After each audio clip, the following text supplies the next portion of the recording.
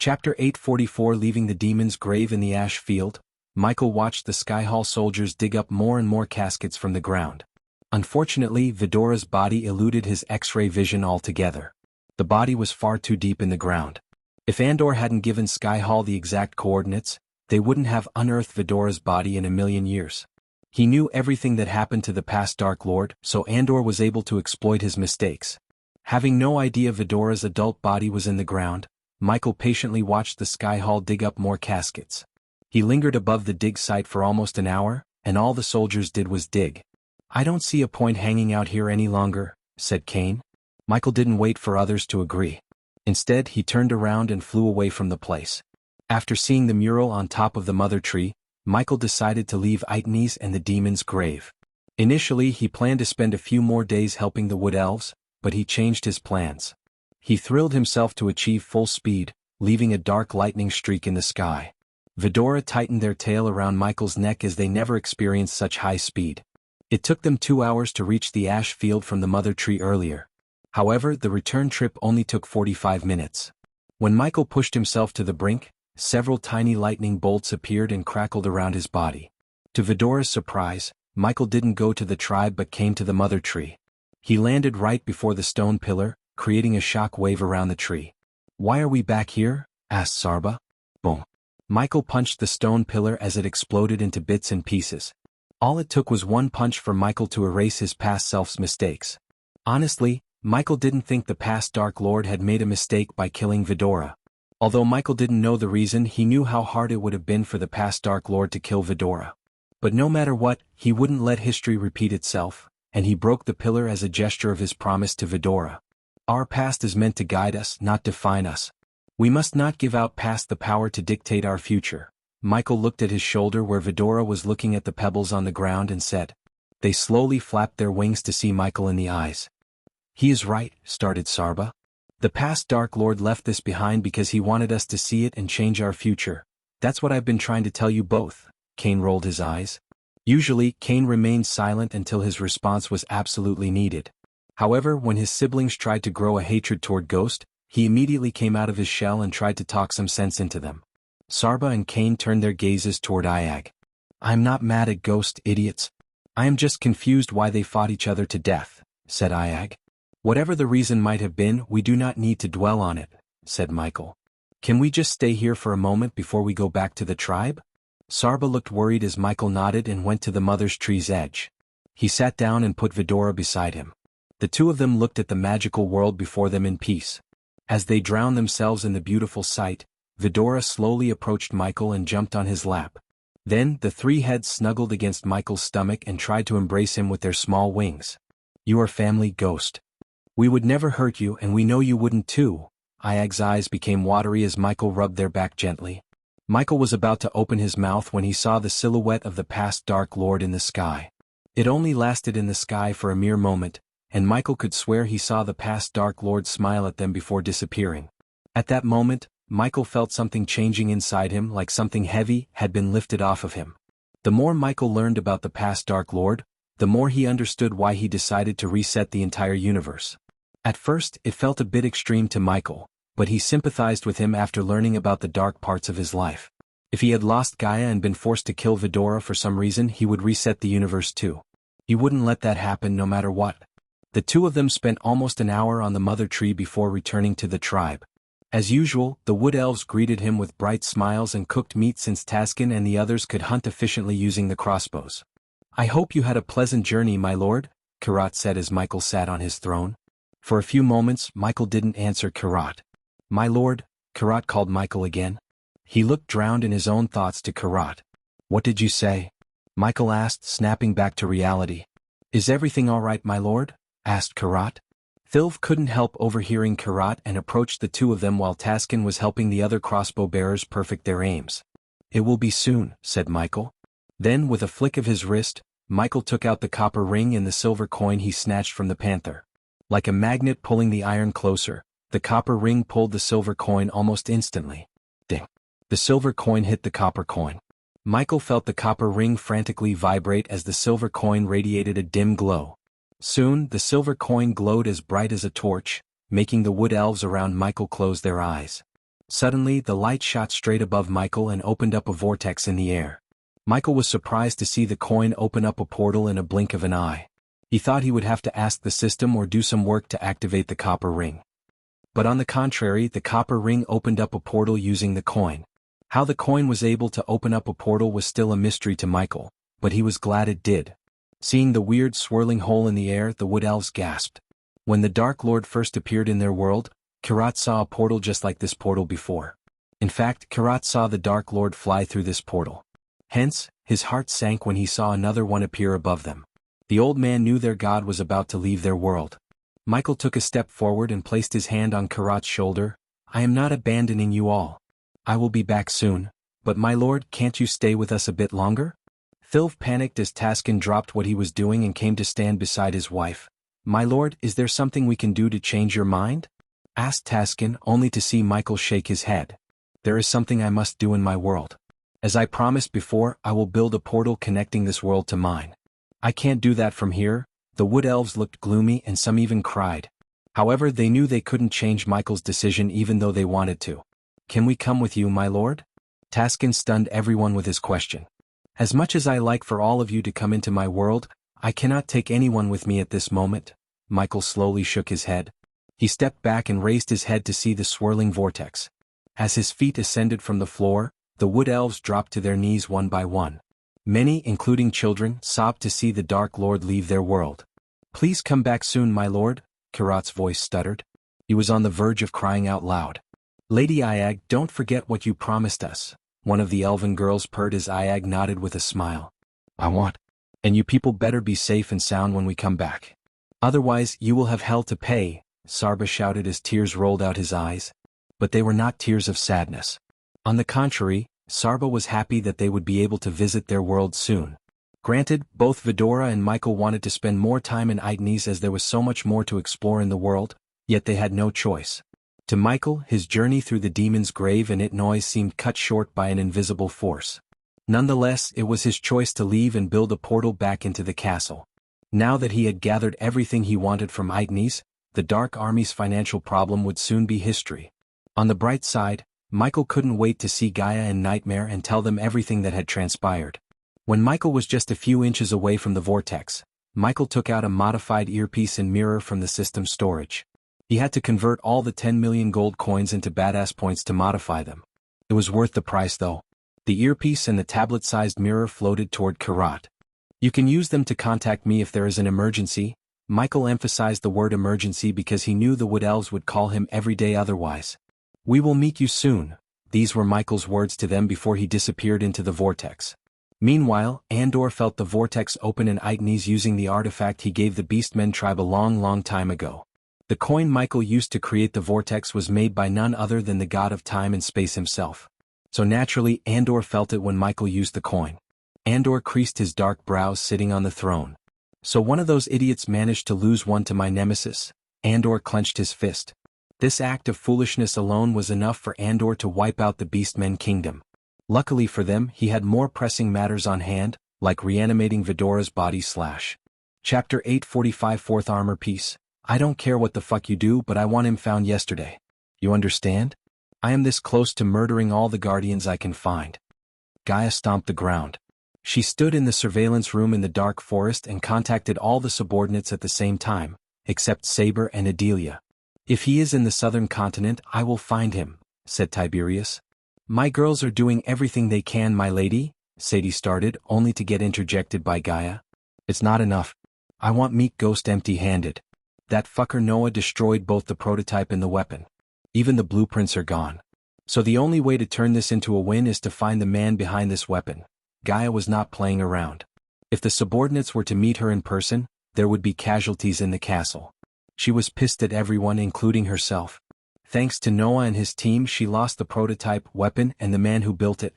Like a cherry on top of a failure cake, Noah captured the orcs who survived the auction, including the leader, and brought them somewhere Gaia couldn't find. Even Lord Information didn't know anything about the orcs except they supposedly worked for the Beast King. What about the Guardian you flipped recently? If I heard you right, he is in Noah's elite unit. So how in the hell he has no idea about the inverter's location? Gaia creased her brows. Everyone went silent, expecting Sadie's answer. By turning a guardian into their spy, Sadie outperformed everyone in the room. Even the Dark Queen praised her, which wouldn't happen so often. Through their new spy, they learned the locations of the Guardian safe houses and how Noah operated in each kingdom. However, even Noah's elites didn't know where he kept Hammond. He has no idea, my lady? It seems like Noah doesn't trust his own people enough to disclose the location. We might have a chance if we track down the Han Torum dwarves, Sadie suggested. Do you think I don't know that? The vamps are searching for them as we speak. But those bearded dodo ducks are good at hiding. After Noah's little fiasco, they went dark. If they were good at something besides building, it's hiding, the subordinates nodded in agreement. After a few more minutes of roasting all the subordinates, Gaia dismissed them. When they were ordered to leave, they all heaved a sigh of relief. To them, the Dark Queen was more terrifying than the Dark Lord himself when she was angry. They could reason with the Dark Lord, who always remains calm and collected. But in stark contrast, no one could utter a word when the Dark Queen was pissed. At that time, the only way to survive her wrath was to keep their mouths shut and agree to everything she said. My lady, Azazel appeared beside Gaia after the mirrors went dark. What does he want? Asked Gaia without turning around to look Azazel in the eyes. Her full focus was on how to find the man who was responsible for building those weapons. Lord Saber says he has an update on the 4th armor piece. As soon as Gaia heard these words, she immediately turned her head toward Azazel. Finally, some fucking good news. Put him through. Soon, Saber's face appeared in the mirror as though all the mirrors had emerged together to form a gigantic face. Judging by the ocean around Saber, Gaia could tell he was on a ship. She also noticed Shorty running around, so she guessed he was in Big Bertha.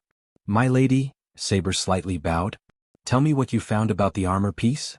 Gaia didn't ask any useless questions like how are you or how is the journey. Instead, she went straight to the point. It's in the southern continent, my lady. To be precise, it's in Myril.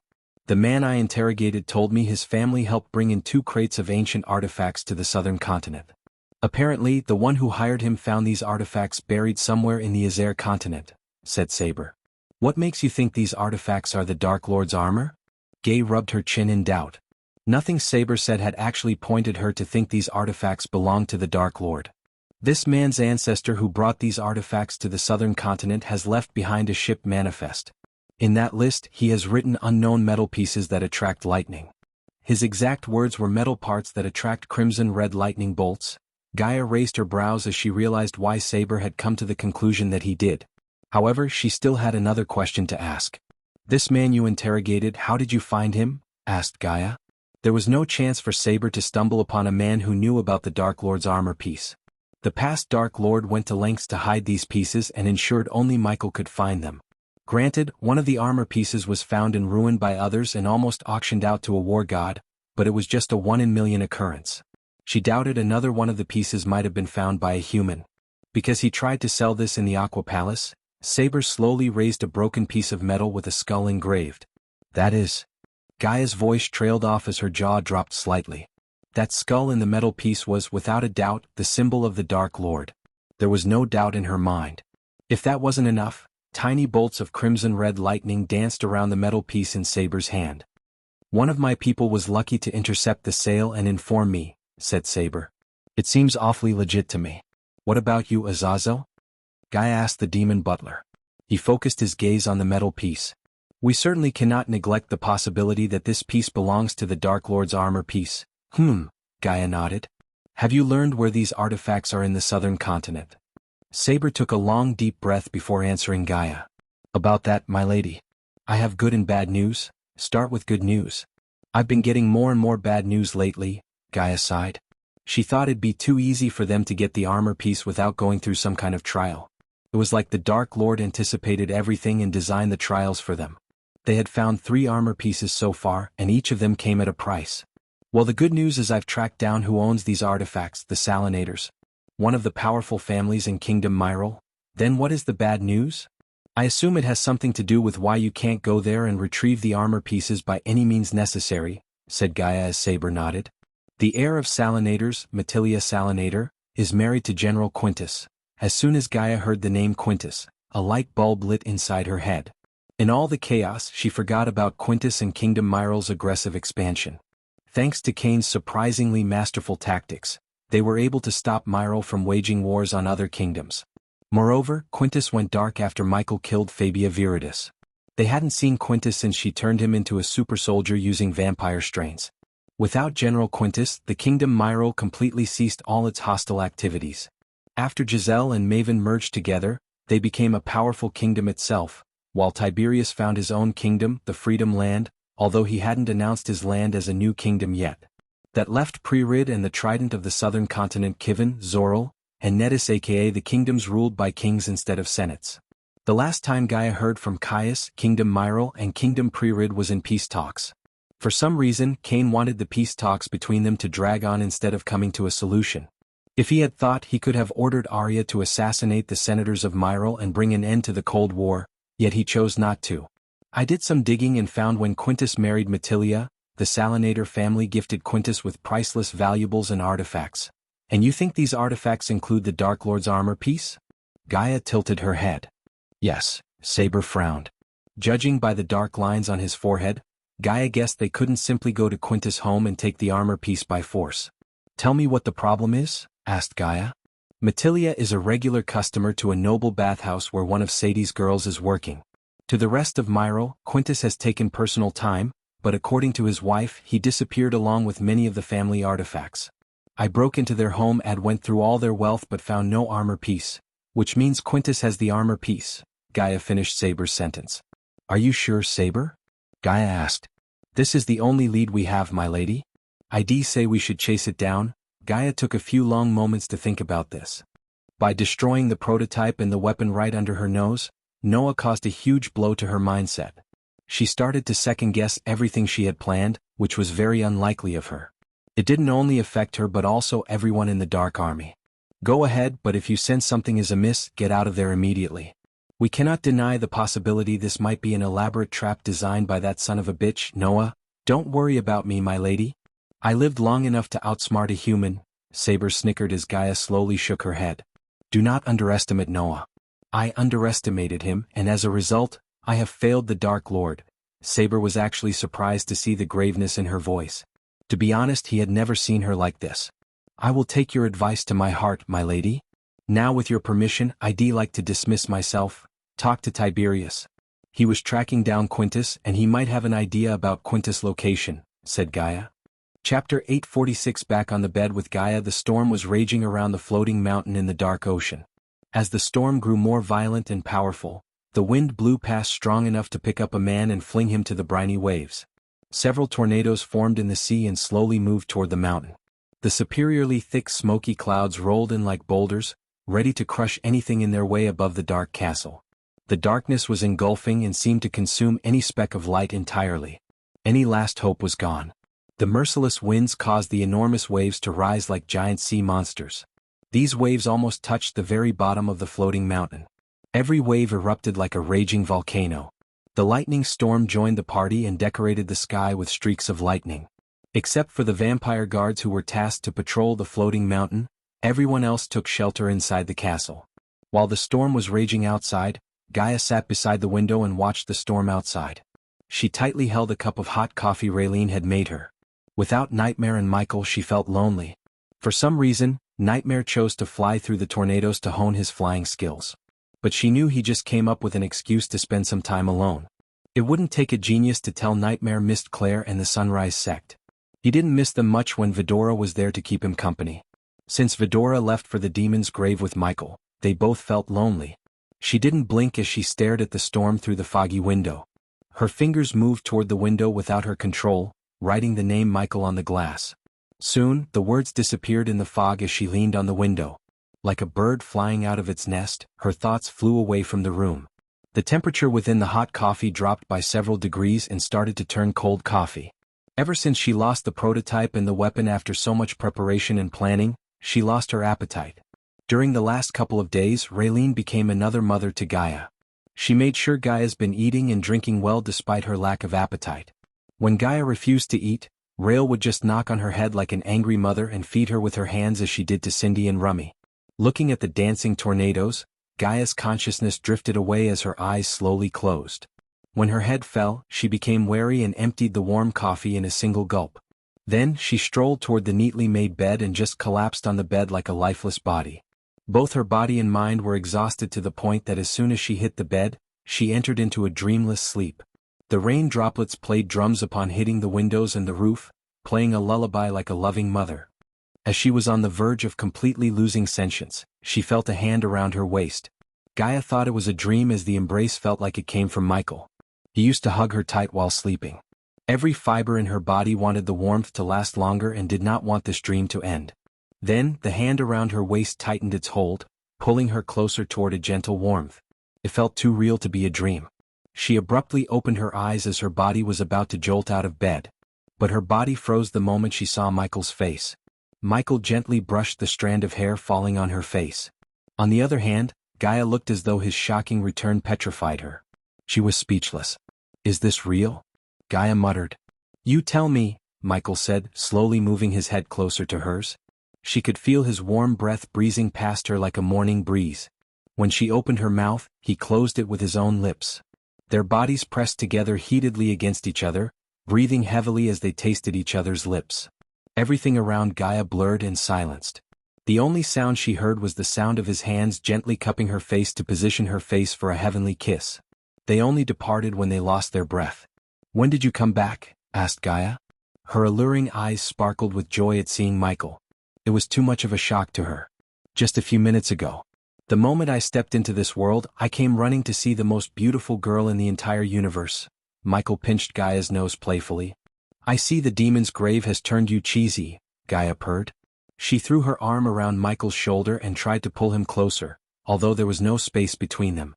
"Where is Vidora?" Gaia asked. "They went to see Raylene. I think we should talk about why I sense some gloom in your eyes. Something happened?" Despite how happy she looked, Michael could see through her eyes and read her like a book. After entering the portal, he appeared somewhere in the crystal ocean that divides Elon and Azair. From there, he used runic teleportation to reach the castle. So he didn't know what had happened while he was gone. As she heard him, she moved closer and rested her head on his chest. "I fucked up," Gaia said in a husky voice. Then, Gaia began to tell Michael what had happened since he left for the demon's grave.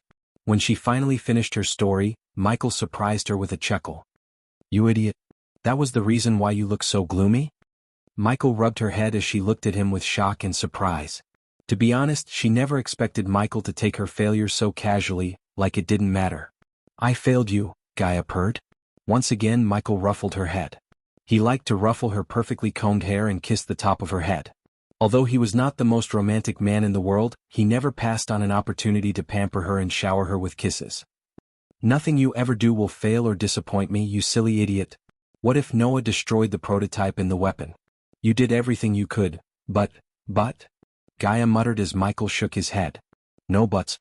Listen," Michael lifted up Gaia and put her body on him. He then cupped her face and looked her in the eyes. "If I fail to do something, would you be disappointed in me?" Gaia shook her head. "Of course I will kill you if you don't marry me or look at another girl. But I won't feel disappointed." Gaia punched Michael in the chest. Despite her words, he never doubted Michael, not even for a second. She trusted him enough to leave Michael with thousands of beauties in a room without a worry in the world. The trust they had in each other was stronger than anything in the world. They both knew a relationship couldn't survive without trust. Her words made Michael chuckle. "See? That's how I feel. Whatever you do or don't, you will never disappoint me. Besides, why are you looking at the events as failures? You and I both know it was Noah who destroyed the weapon along with the Hontorum shipyard. We can use it to turn the dwarves against the guardians. They pretended to be elves, so I'd say the elves won't be happy about their names being dragged through the mud. So we can give the elves and the dwarves a common enemy," said Michael. He came up with the plan on the spot, and as simple as it may sound, the plan would bring major heat upon the Guardian Guild once he provided proof about Noah's involvement to both dwarves and the elves. Now that Gaia said they turned a guardian into their spy, it would be relatively easier for him to gather the needed proof to make Noah's life harder. Noah may have gained the upper hand in the new weapon matter, but Michael would soon pay him back several folds. "I've returned from the most dangerous places in the world. Can you put aside these matters and give me some love?" Michael winked. "Only kisses for you, my darling," said Gaia in a playful tone. "Until you marry me, why did I agree to that? I have the most beautiful sexy girl as my fiancée, and I don't get to do more." Michael pretended to be disappointed. As far as Michael was concerned, relationships were more than having physical satisfaction. He didn't think Gaia would say no if he insisted, but Michael respected her wish not to have anything physical more than a kiss. He was quite happy with that because she was the one for him. This was a magical relationship Michael would treasure forever. Every time he looked into her eyes, he promised himself not to let anything happen to her. The Dark Lord was right to reset the entire universe. If something were to happen to Gaia, Michael would go to hell or heaven to bring her back, no matter the cost. Even the Dark Lord has to obey his woman, Michael, Gaia chuckled. Inside these walls I am the boss, is that so? Michael grabbed her by her slender waist, pushed her to the side and got on top of her. He held her wrists firmly. Bastard, don't even think about it, Gaia squirmed. I am not thinking about anything, Michael said with a foxy smile. The following hours were spent cuddling and kissing. They talked for hours until they both fell asleep under the cozy blanket. Chapter 847 Salisi, the Queen of Nagaland. A few days ago, in a spacious hall with a ceiling 20 feet high, designs of fruit and flowers were carved into the molding, and small, fat children with wings looked down at the marble floor from every angle. Vases of blossoms gave off a cloying scent that made my eyes itch. The hall had a square oak table in the center with numerous comfy chairs to sit in. Since there were no windows, sun rays could peek into the room. Instead, a magnificent chandelier hung above the oak table, brightening the hall with its golden light. The dark brown walls made of wood perfectly complemented the marble floor, though one would think the combination wouldn't work. The only way to get in or out of the hall was the steel door with countless runes engraved in it. Seconds became minutes, and minutes turned an hour when the door finally creaked open. Zanali stepped into the hall and strolled toward the table. They'll be here soon, Mother, Zanali pulled out a chair and said, looking at the door. Then a tall, graceful woman dressed in majestic red robes.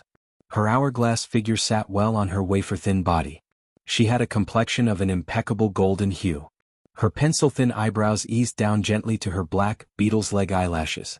A sculptor could not have better fashioned her seraph's ears and pixie's nose. Filed to perfection, her rose-red fingernails ran through her fiery red hair. Spools of it plunged around her photogenic face and hid a swan's neck, elegant and smooth. This woman was born to draw attention toward her, and it was hard not to look and give her full attention. When she opened her mouth to answer Zanali, her beguiling oyster-white teeth lit up the room. She was the ruler of Nagaland and Zanla's mother, Salisi Hearthill. Even after marrying the king of Nagaland, she kept her last name without changing it as any woman would have. Once Salisi settled down, people began to enter the hall one by one through the door. At first, some elves arrived, then some dwarves, orcs and humans.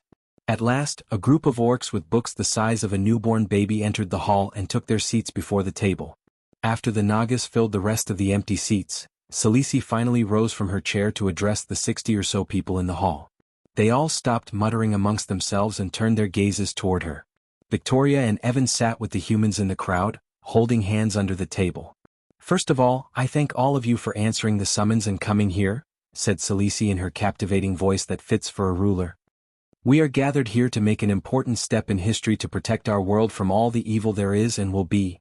Salisi started her speech in a calm manner. The great 8 clans used to protect the world and us. But the reason you've all here is that you and I both feel the same. They failed us. They forgot the very reason why they were created in the first place. Corruption has rooted in them to the core. If we want our future generations to thrive and prosper, we as their elders have to come together and do what must be done. Salisi paused and looked at her audience. We must be the shield that protects our world from evil and darkness. Salisi slightly raised her voice. We must be the light bringers in the shadow, her words echoed through the hall. We must fight for the future of this world for our children. Everyone had a tiny spark in their eyes after hearing her thundering words. Each of them in the hall was handpicked by Salisi herself. The most important thing Salisi looked at in them was their patriotism and the thirst to protect the world. If one was to dig more about each individual, they could find that these people either witnessed the Dark Lord's wrath in person or were kicked out of their clan for doing what the others deemed a violation of clan rule. But if they hadn't violated the rule, many would have died or failed to get the justice they deserved. For instance, Evan left the Guardian Guild after witnessing Ghost obliterate the entire Ithalan Island, and the Barnes family. What he witnessed that day and how weak he felt affected him mentally. For almost a year, Evan fought the traumatic experience and took the path to self-destruction. At one point he wanted to kill himself so he could stop hearing all the cries for help. As a godsend he had Victoria and Zanali. Evan would have been inside a casket 6 feet deep if it weren't for them. After finally stabilizing his mental health, Evan decided to stop running from his fear and fight it head-on, and his fear was just a man, the Dark Lord. So when Zanali told him about Xianxia's plan to fight the Dark Lord, he agreed without a second question. Just like Evan, every single one in the hall had a story. Some were affected by the Dark Lord's actions in one way or another, while some had a strong moral sense to fight evil and protect the world. Since all the great 8 clans made sure the biggest evil in the world was the Dark Lord, they naturally felt inclined to fight the Dark Lord. Instead of giving a long speech about who I intend to fight, hopefully with your support, I will show you what he was capable of and what he will do to us if we do not fight. Xianxia flicked her wrist as a cube materialized on the table's center. A dim light shot out of the cube and formed the image of an island. The images changed from uniquely built buildings to people laughing with their children on the streets. Those who realized where these images were taken clenched their fist and prepared them mentally. Almost everyone knew what was about to happen except for the orcs, who lived most of their lives in seclusion. Then, as they guessed, the beautiful island became a battlefield. The people saw everything they admired burning as dead bodies littered the ground. One by one, the images showed how brutal the last couple of days were for Ithilien. Thousands of mothers lost their sons and daughters. Thousands of children lost their fathers and became orphans, and thousands lost everything they had and had to beg for refuge in the nearby kingdoms, said Xianxia as the images continued to vex their minds. Only one man was responsible for all of the death and destruction, the Dark Lord. As soon as Xianxia uttered the name, the entire hall went silent. But unlike most of the population, the people in the hall seemed furious rather than afraid of Michael. Some of those who lost their loved ones in Michael's war against Ithilien clenched their fists to the point their nails sank into their skin and started to bleed. As we all know, the great clans did nothing to bring him to justice. They are busy doing their politics and fixing their public image. That's one of the many reasons why I want to form a defense against the Dark Lord in the shadows. Because to fight evil such as him, we need to get our hands dirty, said Xianxia as Zanali sighed inside. A year ago, if her mother proposed to build another order in secret to fight against the Dark Lord, she would have outright rejected it or tried to talk her mother out of it.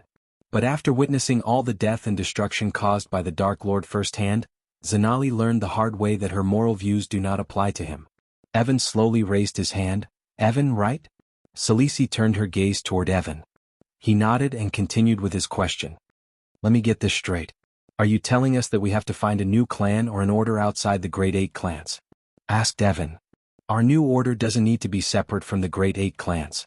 As you may have noticed, some of you are in one of these clans. You don't have to leave your clan to fight, just like I don't have to leave my throne. What matters is we are in this together, and we must focus on one thing, putting an end to the Dark Lord's reign before it begins. In other words, you want us to be double agents. Victoria's question followed Xianxia's explanation. I don't want you to be anything. You are allowed to leave if you want to. I am prepared to put my life on the line to ensure my children and the future generation get to live in a world without any fear of the Dark Lord and his evil aura. The question is, will you do the same? Xianxia asked Victoria. It wasn't Victoria who answered the question but Evan.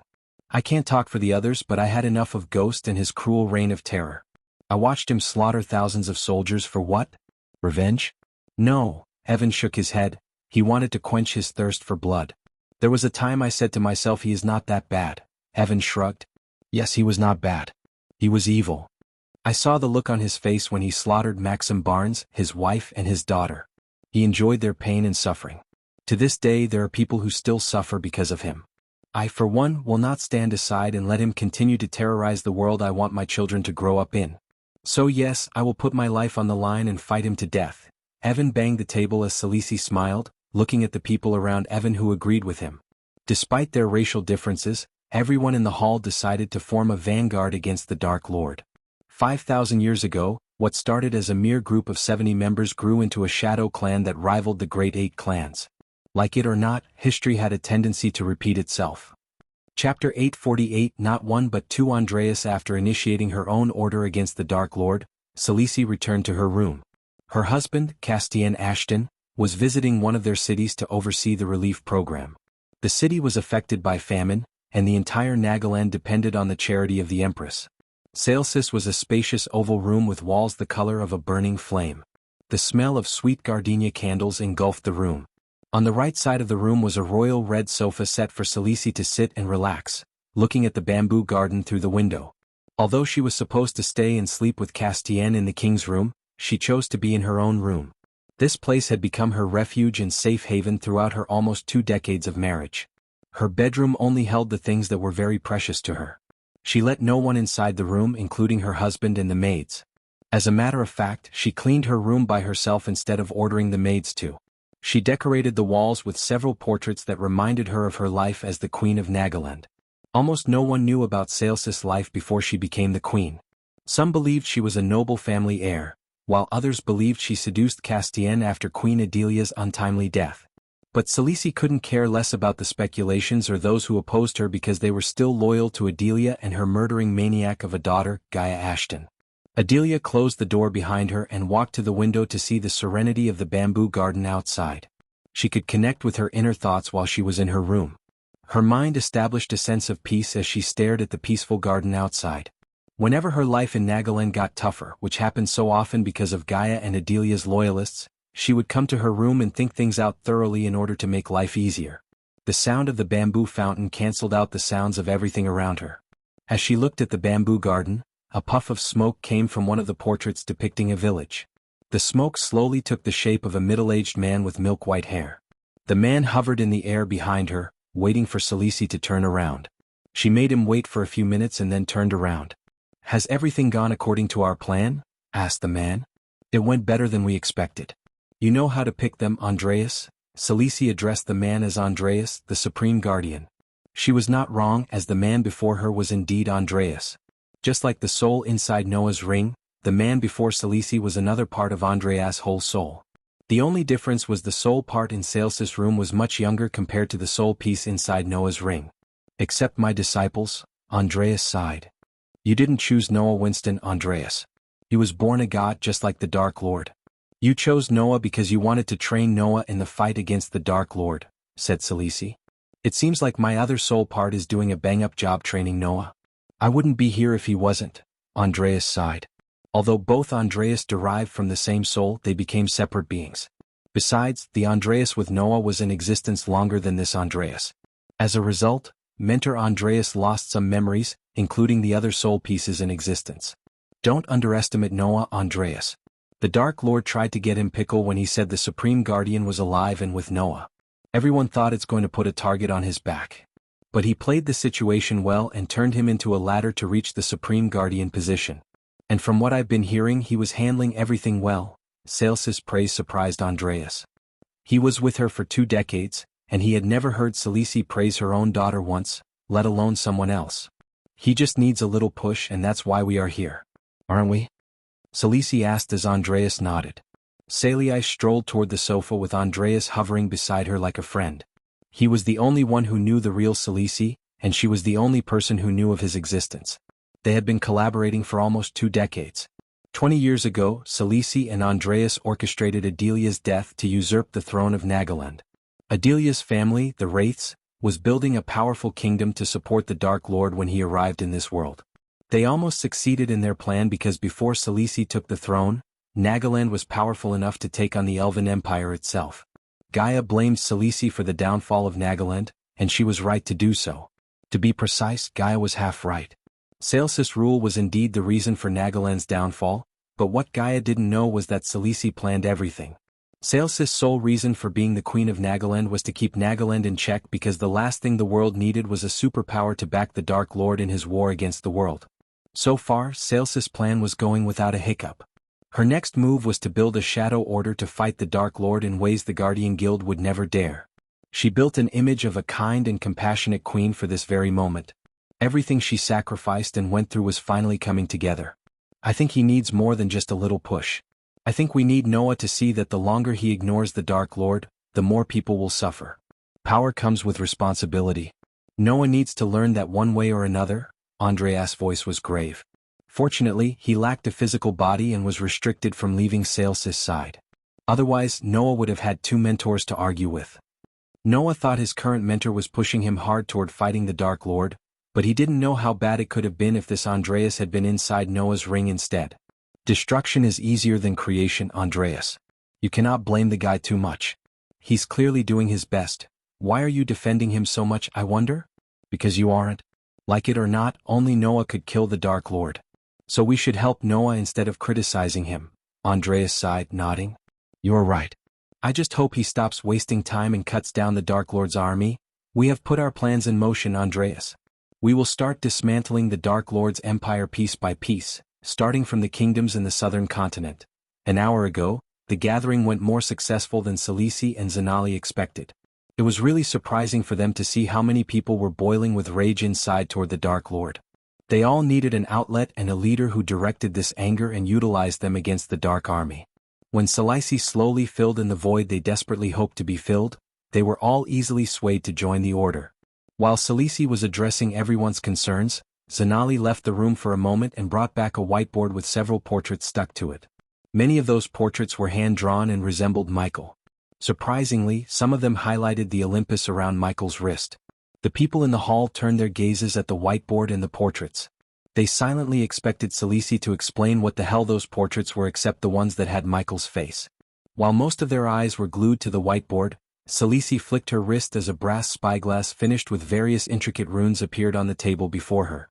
If one looked closely at the spyglass, they could see a tiny H embossed among the runes. The H was really, but it was there, symbolizing the creator of this spyglass. To defeat the Dark Lord, we need to know both his strengths and weaknesses. Until recently, I thought he didn't have a chip in his armor. But this little thing changed my thoughts by exposing a crucial weakness. Salisi paused for a moment, letting everyone boil with curiosity. Everyone leaned forward. Then Salisi slowly gave them an answer. The Dark Lord is not as strong as we thought while he was in the southern continent. Everyone was visibly shocked to hear Salisi because her words contradicted what they believed. As the world knew, no one could use cultivation power within the void line. Hence, the moment someone entered the southern continent, they would become mortals. Even the immortals were not an exception. That was the reason the southern continent looked like a new world to the cultivators and why they avoided the place. Moreover, that was why Michael chose the southern continent as his home base, because in a world where no one could use energy, one who could would be the god. This spyglass was built to gauge someone's cultivation level when the void effect hit the continent of Elon and Azair. But it could determine someone's cultivation even when they were inside the void. No one bothered to look for someone's cultivation in the southern continent because there was no point in that until the Dark Lord started to use arch energy within the void line. Salisi placed the spyglass back on the table and continued. Although he uses energy, the moment he stepped into the void line, his cultivation went from immortal to core formation. Salisi slowly turned around and placed her hand on the portrait of Olympus. This thing around his wrist is what gives him the ability to use cultivation within the void line. If we take this out, he'll be as weak as a commoner. How certain are you of this? Asked Victoria. I'd bet my life on it. Each of you will get one when we wrap this up. So if you don't believe me, you are welcome to take this and monitor the Dark Lord from one of our safe houses. Chapter 849 Money Problem. Michael took a long nap on his comfy bed with Gaia under the storm's lullaby. Even after the storm had disappeared, the sky was still dark and gloomy, leaving only clusters of drizzling gray clouds. The Dark Army and everyone in the castle didn't know the Dark Lord had returned from the demon's grave. So it was just another day for them. When Michael finally opened his eyes, he saw Gaia curled up under the warm blanket attached to him like a koala bear. He slowly pulled away her hands and left the bed while trying his best not to wake her up. As usual, Michael entered the bathroom attached to his bedroom and took a long bath. Although he kept his body clean using arch energy, he was accustomed to taking baths. Then he wore a new set of round-neck full-sleeve shirt, long coat, trousers and boots. Of course, everything was in black as he liked. After a long time, Michael had two swords on his back, forming the shape X. Standing before the 6-foot mirror, Michael combed his hair, rolled his sleeves to his elbows and left the room. Good morning, Gaia purred as she slowly woke up from her sleep. She rubbed her eyes and stretched her arms above her head. Michael stood there as Gaia came to him, pecked him on the cheek and went inside the bathroom to take a bath. He waited for her outside. While waiting for her, Michael took out an empty parchment and a quill. His world table was located before the table because of Michael's habit of gazing at the horizon. He placed the parchment on the table and sat on the chair. What do I need? Michael rubbed his head through the hair with the quill and listed everything he needed to brew his special brew in his mind. One by one, Michael wrote everything on the parchment. Except for the herbs that were only found in Itnes, Michael needed a cauldron big enough to hold 1,000 liters of liquid. Fortunately, the dwarves had finished building a new alchemy hall for Michael to start his work. The next thing he required was the bottles to hold the brew. Certainly he couldn't hold the brew in vials. Instead he needed glass bottles. When it came to glass bottles, the only place to get them from was Dalgarum. Once he got all the required items, he could finish the brew in a day or two. As he finished writing his list, Gaia exited the bathroom, smelling like a newly blossomed jasmine. Once again, she kissed him on the cheek and unsheathed his swords without noticing the parchment in his hand. The sword almost slipped out of her hand, but she managed to grab it by the hilt with both her hands in time. Bloody hell. It's heavy, Gaia gasped. She had to use a bit of her strength to lift the sword back into the air and swing. Careful, Michael warned Gaia. Now that you can forge weapons, why don't we visit this magic forge of yours and forge something for me? Asked Gaia while swinging around the dark sword. Do you have something in mind? Michael asked Gaia. Yesterday when Gaia told him everything that happened, she seemed particularly intrigued by the Death Kiss crossbows, which reminded Michael of handguns. With his inventor and blacksmith traits, he planned to fuse energy and his knowledge of modern weapons to create new kinds of weapons. Equipping Big Bertha with torpedoes was the first step in that plan. Maybe, Gaia nodded. Michael finished his list and put it inside his coat pocket. Then he stood up from the chair. Let me guess, you want something like the Death Kiss crossbows? Looking at the glowing smile on her face, Michael could tell he had guessed it right. She then came to him with the dark sword on her shoulder. Can you make me one? I can make one better, Michael casually shrugged. Given the right materials, Michael would forge better weapons. Unfortunately, most of the weapons in his mind required special runes that could only be bought from the system. So he had to postpone forging new weapons until he could settle the debt. Besides, a portal was required to reach his forge, and he was nowhere close to building one. He wasn't an expert in portals, but he knew it would cost him millions, which he didn't have. They were in dire need of gold coins. Hopefully, Michael could get his new revenue stream up and running. Otherwise, they would be in big trouble because although the Dark Army was loyal to him, loyalty wouldn't fill their bellies and keep their needs in check. But you have to wait for some time. First, we need to fix the financial side of things. Gaia rolled her eyes, giving him an "it's about time" look. Connect me with the twins. I want them to get me some things, said Michael. He then took the dark sword from her hand and unsheathed it. Following Michael, Gaia contacted Azazel and conveyed Michael's order. The corridors and the walls looked much better than when he left the castle a few weeks ago. He had yet to see the building process and hoped to get more coins before the dwarves stopped the construction works. Not because they needed gold coins as their wage, but because they needed materials, and materials that didn't come for free. Even the Dark Lord had to buy things using gold coins. There were several rooms on the way to the meeting hall, which were blocked by crates and stones. The dwarves were yet to finish building those rooms, according to Gaia's exact prerequisites. She oversaw everything and gave the dwarves the challenge of their life. Although the Dark Army kidnapped these dwarves had grown to love the challenge of building the Dark Castle. It was nothing like they had ever built. Every single dwarf was handpicked by Gaia as she settled down for nothing but the best. On top of the talented dwarves, Aladir worked with a group of rune masters to engrave defensive and offensive runes throughout the castle. The past Dark Lord's castle and the arrays alone killed thousands of guardians and enemies who dared to step onto the Dark Ocean. At its peak, the castle was nothing but a death trap feared by everyone in the world. If the past Dark Lord was alive, he would be proud of his current self because the castle Michael was building was shaping up to be more powerful than its earlier version. The meeting hall was dimly lit with torches instead of chandeliers. The flickering light illuminated by the torches added an eeriness to the hall.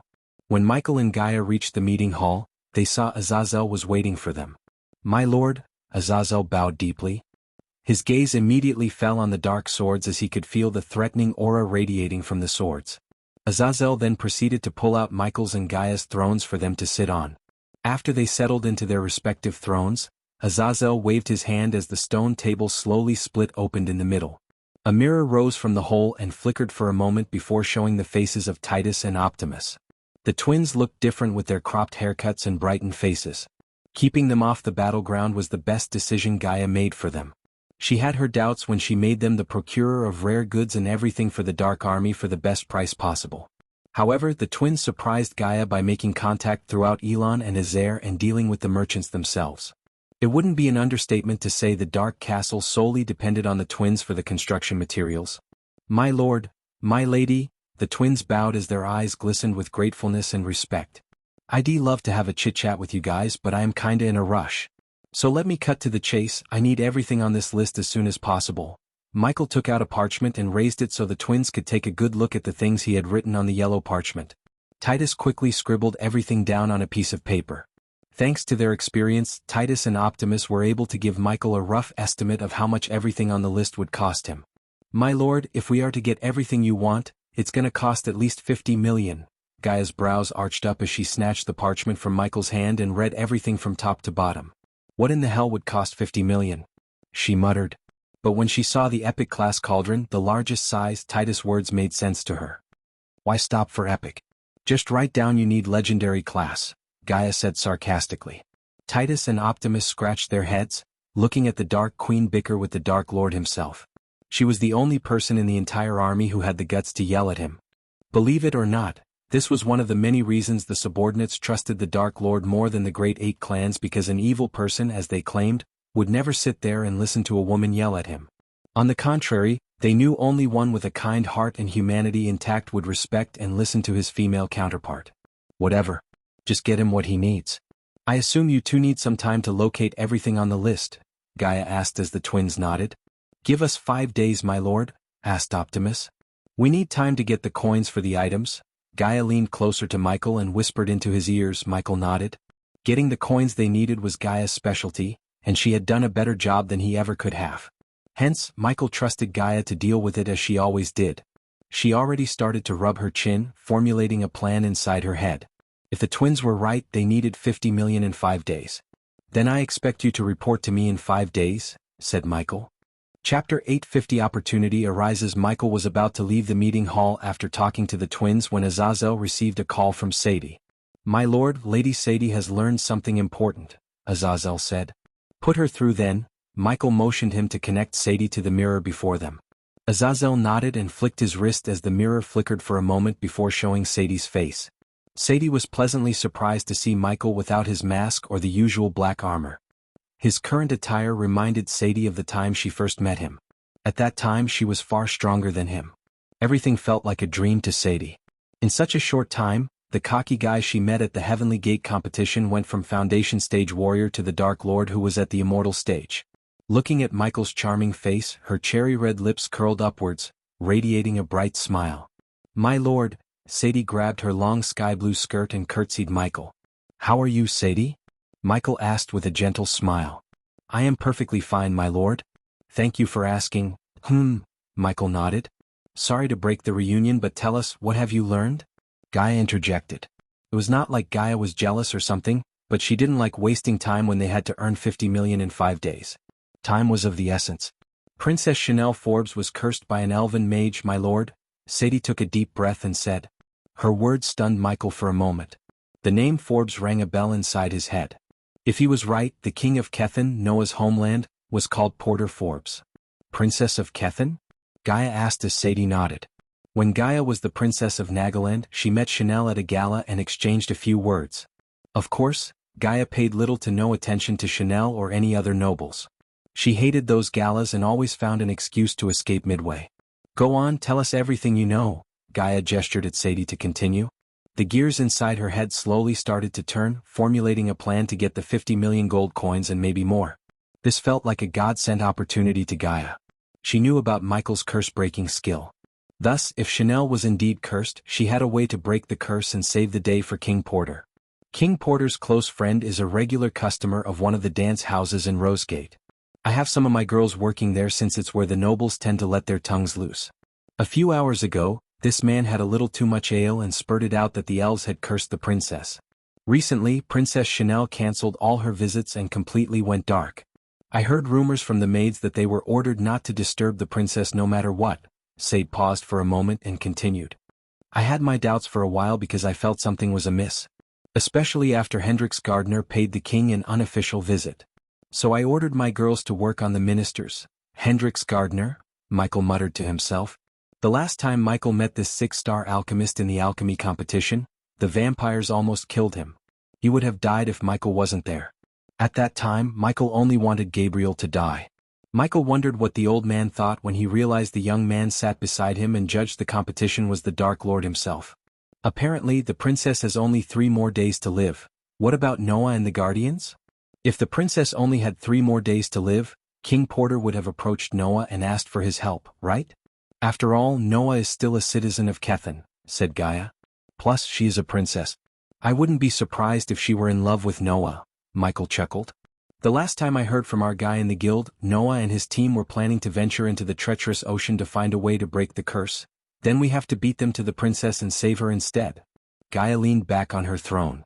Considering Noah took the weapon and the prototype out of her hands, it was only fair that she returned the favor to him by curing the princess before he could. For a price, Gaia snickered. Unlike Noah, Michael didn't need to go to the treacherous ocean to break the curse. Michael could break the curse in a few minutes if he wished, thanks to his curse breaker skill. On the other hand, Michael laughed inside, thinking Noah would come out of the treacherous ocean empty-handed because he had taken the curse-breaking artifact long ago. So unless there was another similar artifact in the treacherous ocean that even the system didn't know of, Noah would stumble upon nothing but sticks and stones. Did you learn anything about why the elves cursed the princess? How she ended up getting cursed by the elves? Gaia frowned in doubt. The continent Elon had the lowest number of elves in the entire world. Many people in Elon would die without seeing an elf in their entire lives because the elves tended to live in Ar and avoided Elon because they thought Elon continent was a backwater place and beneath their standards. Besides, the elves wouldn't go around cursing people without a valid reason. If they chose to curse her instead of killing her, Gaia knew there must be a reason behind it. According to the man, it's the usual cliché, my lady. Long story short, Princess Chanel met an elf when she was visiting Kingdom Thera and fell in love. She wanted to marry him against King Porter's wishes. She tried to run away with the elf, except the king caught them both and ordered his men to beat the crap out of the elf. The next day, the elf's uncle personally paid King Porter a visit and gifted Chanel an evil curse as a reminder of the king's mistake of raising his hand against his kind. Michael chuckled as it reminded him of Claire's story. She laughed at Chanel inside for thinking she could be with the elf and live happily ever after. If anything, Chanel was lucky the elves didn't curse all her family. But when Michael thought about it, the elf chose Chanel over her family because he wanted her family to suffer more. Imagine seeing your only daughter dying slowly and painfully while you stand there and do nothing. The elf wanted King Porter to feel helpless and blame himself for the rest of his life. That does sound like what an elf would do, said Michael. It seems all the princesses are rebels. Michael turned his gaze toward Gaia and winked. Instead of giving Michael a snarky comment, Gaia just rolled her eyes. Then Gaia turned her gaze back to Sadie. This is indeed good news. You've been doing a marvelous job so far, Sadie. Gaia couldn't help praising Sadie. Everyone, including Michael, knew how hard it was to impress the Princess of Nagaland, but Sadie managed to do just that.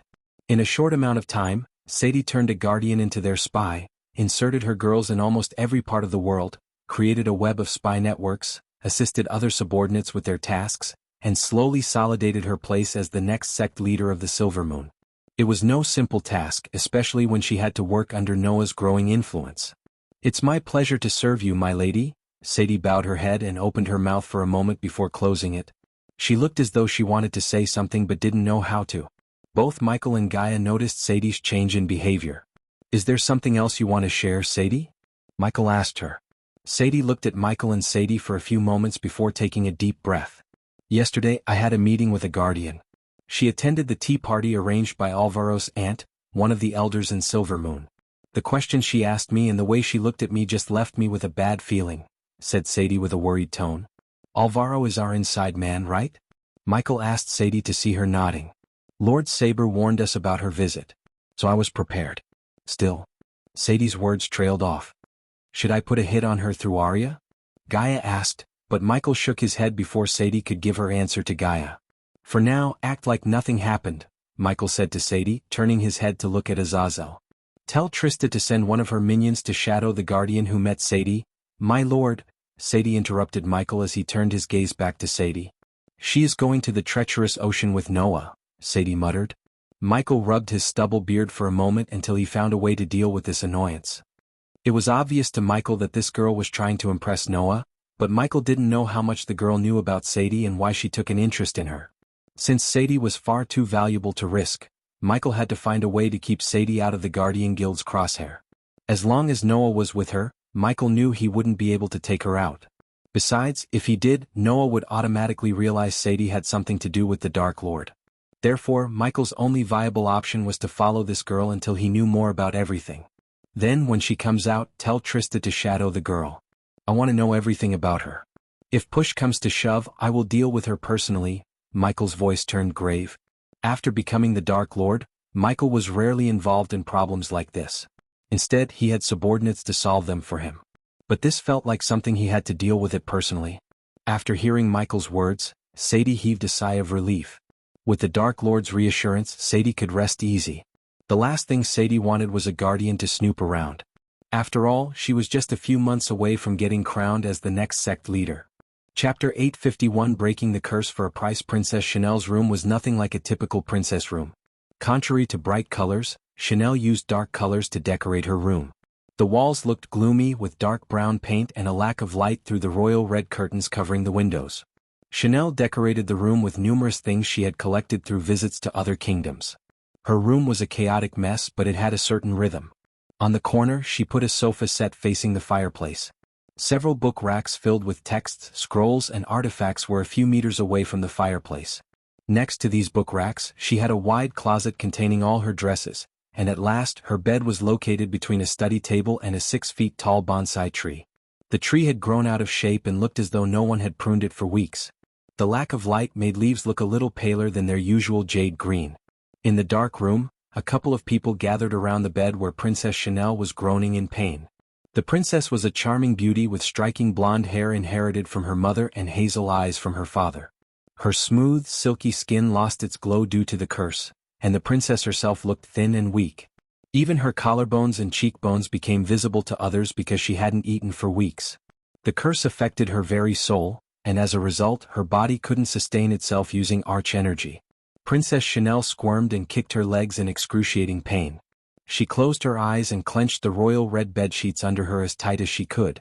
Princess Chanel's mother, Queen Clarice, gently brushed the hair flowing onto Chanel's face and sobbed. Tears rolled out of the queen's red eyes sitting atop dark circles. The queen held Chanel's hands and sat beside her while the others looked at the princess in pain helplessly. "Your Majesty," an old man wearing golden robes embroidered with silver threads raised his voice, cutting through the silence in the room. King Porter Forbes was not in his kingly robes but wore a plain shirt and brown trousers. He looked more like a commoner than a king with his messy dark hair and untrimmed beard with patches of white hair. Porter Forbes sat at the end of Chanel's bed with his hands folded. His hazel eyes glimmered with helplessness and grief. He was desperate for help. Even the 6-star alchemist Hendrix Gardner couldn't do anything to lift the curse. All he could do was ease Chanel's pain and make her life easier until her body and soul gave up. The sight of his daughter groaning in pain was eating him from within. "It's time we break this news to the citizens," said the old man, one of the most loyal people who worked for Porter Forbes. Everyone in the room shared the same pain as King Porter and Queen Clarice because they saw Chanel grow up to be a young lady from a baby. They loved the princess like she was their own. Unlike the royal courts, everyone loved Porter Forbes. He was a kind and benevolent king. The old man's voice stuttered as he couldn't say what he really wanted to. Everyone who checked Chanel had told them one thing: the curse cannot be lifted. Some even said the king and queen should make peace and say goodbye to Chanel. King Porter's last resort was the guardians, but even though Noah was a god, he lacked the powers to perform the miracle of lifting the curse. "How can I?" the king muttered. "Arg." Suddenly, Chanel began to scream and frantically wriggled on the bed. Queen Clarice quickly wrapped her slender arm around Chanel's waist and stopped her daughter from rolling out of bed. Meanwhile, Porter grabbed Chanel's legs and tried to lessen her squirming. Princess Chanel's scream echoed through the room, making everyone shudder. The way she screamed and shouted really made them want to leave the room as soon as possible. They weren't strong enough to stay there and see the princess in agony. Princess Chanel continued to suffer for almost an hour. By the time she stopped screaming, her body had no strength left to move. Except for the muffled groans, no words or sounds came out of Chanel's mouth. Porter's heart told him to have hope and expect Noah to return with a cure, while his mind told him to accept the inevitable. He was unfortunate enough to know how powerful elven curses are. One of the elven runemasters who examined Chanel's soul told him that no one could lift the curse, including the one who put the curse in the first place. The curse was unliftable and shouldn't have been used on a human, according to the elf. So nothing would happen even if the Empress herself ordered the elf who put the curse to lift it. Porter's eyes became watery as he slowly turned around to address everyone in the room. "Please leave us alone for a moment," Porter's voice broke off. "Take all the time you need, Your Majesty. We will take care of everything else," said the old man before leaving the room with the others. After everyone left the room, Porter finally let go of the tears in his eyes.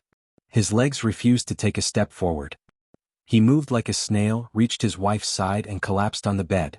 Chanel was their only daughter, and the memories they had with Chanel flashed before their eyes. "Is this the end, Porter?"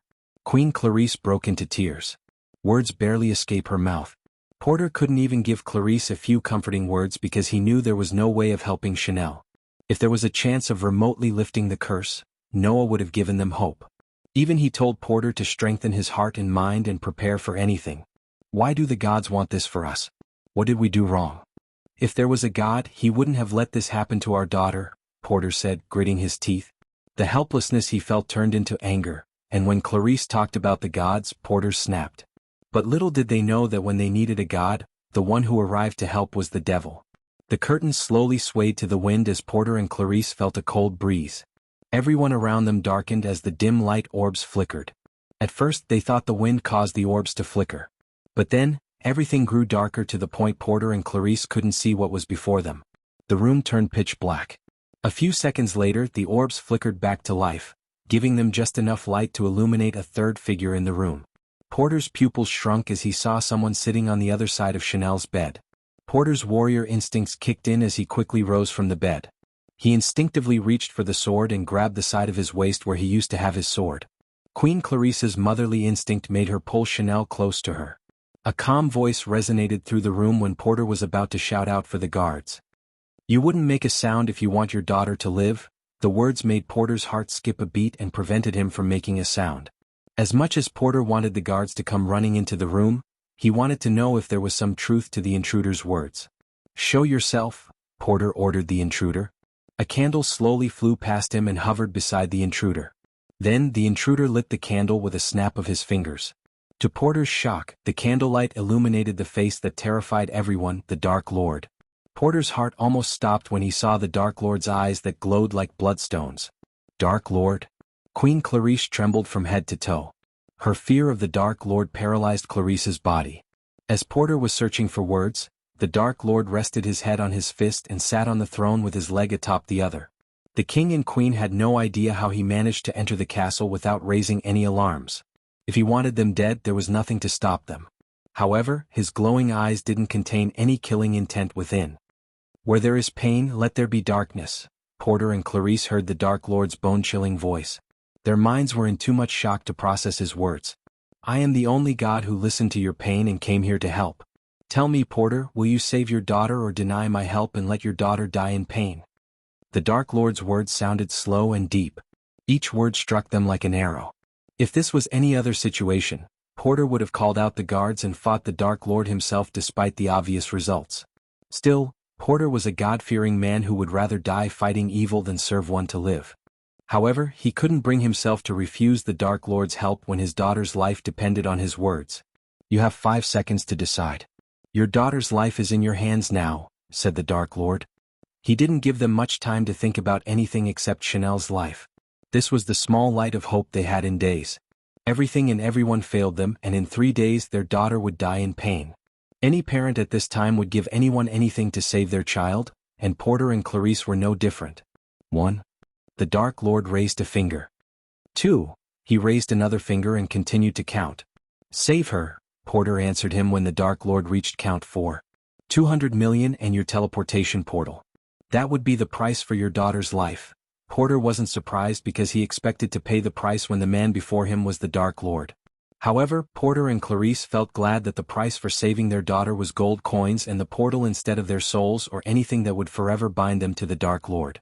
"You can take whatever you want as long as you lift this curse from my daughter." Porter rushed the Dark Lord when Chanel's groans got louder. They shuddered when the Dark Lord rose from his throne and stepped toward their daughter. Part of them wanted to keep Chanel away from the Dark Lord's reach, but they stood still like statues, looking at the Dark Lord placing his hand on Chanel's head. As soon as the Dark Lord touched Chanel, her body trembled. A glow appeared in Chanel's chest as Porter and Clarice watched the glow getting brighter and brighter until they heard something snap.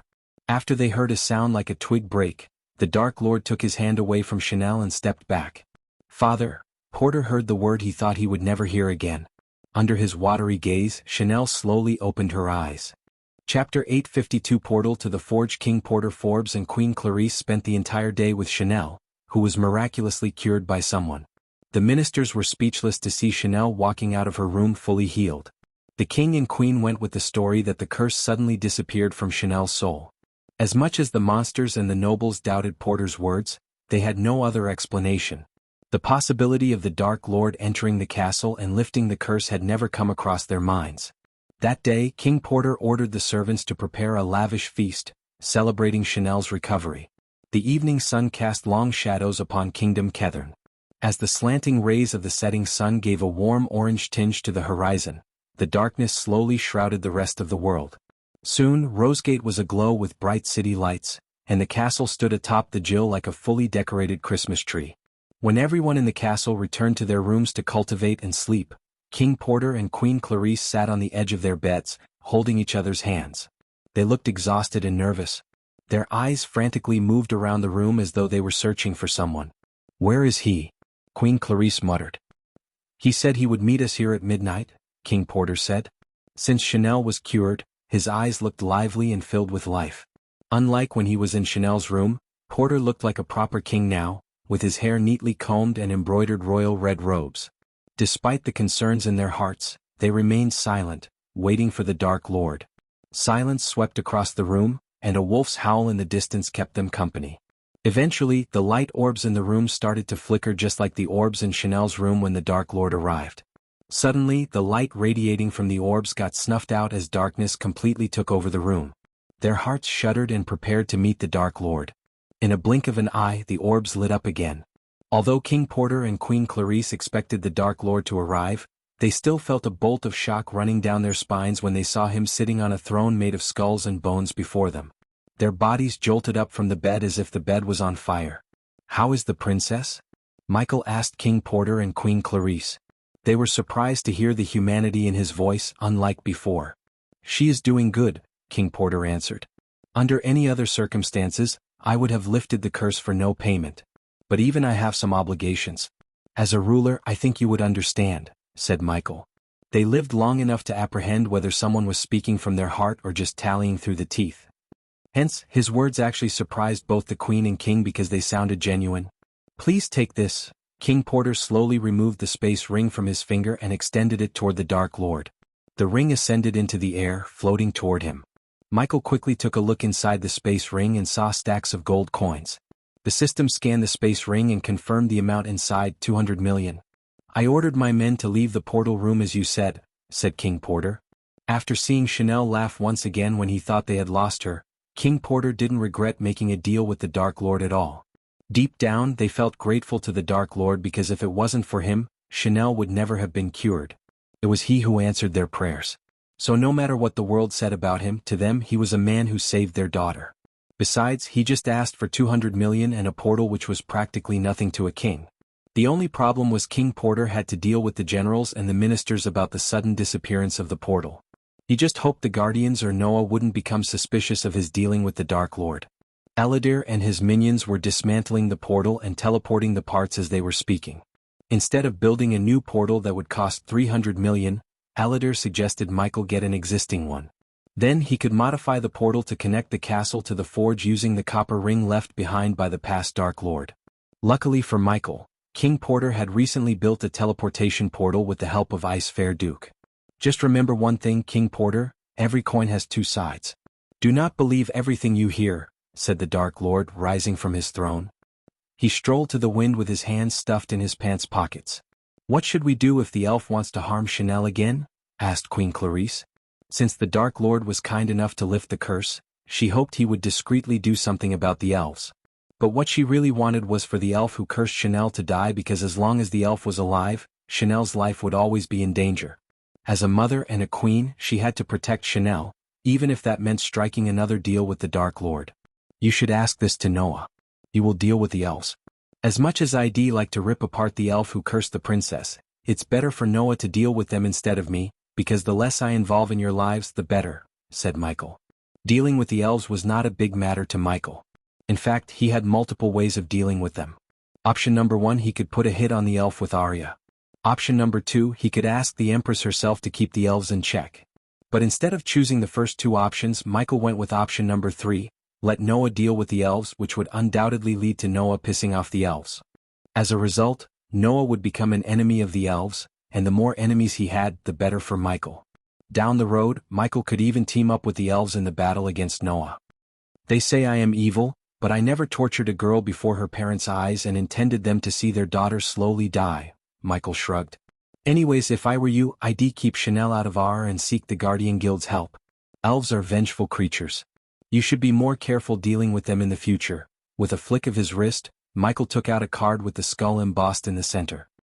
He put the card on the table beside him and turned his gaze back to King Porter and Queen Clarice. Keep this hidden if you want to contact me again.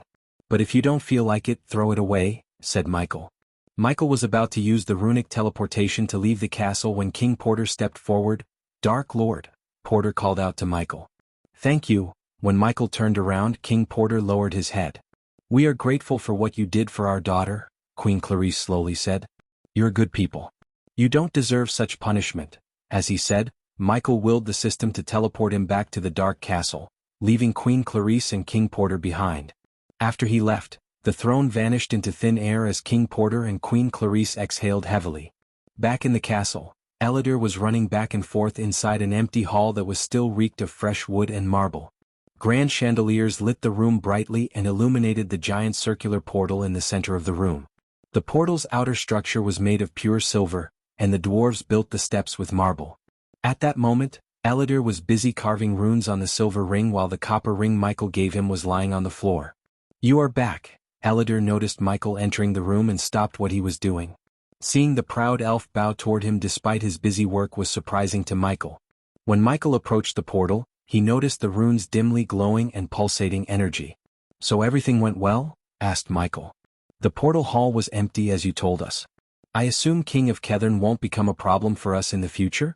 Asked Elidor as Michael motioned him to continue his work. I don't think so.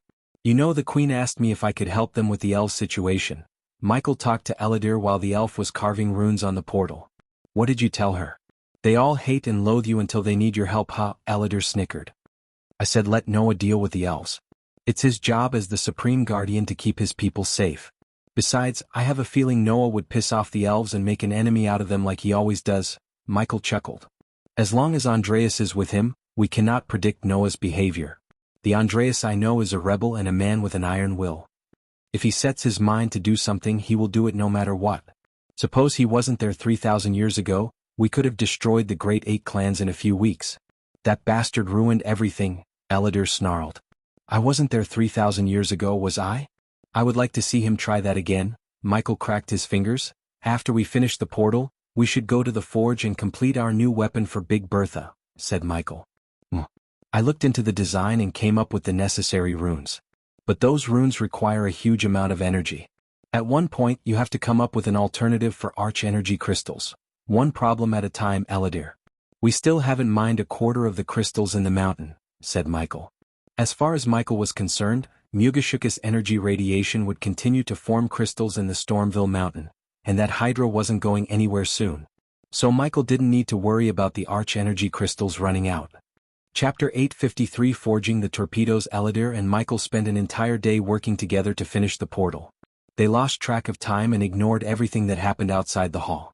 Gaia often entered the hall to bring Michael and Elidor something to eat and drink.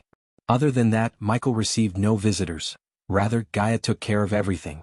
Now, if you put a crystal in there, Elidor pointed at a tubular-shaped golden pipe next to the portal. The metal tube ran into the ground and connected at the portal's bottom under the steps.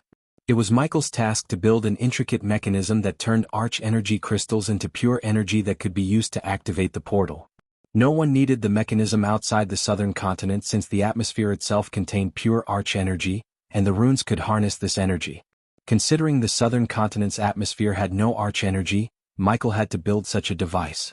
In other words, without Michael, no one could build a portal inside the void line, no matter how many rune masters tried. Michael retrieved a big chunk of crystal, dropped it into the pipe and waited for the portal to absorb the energy.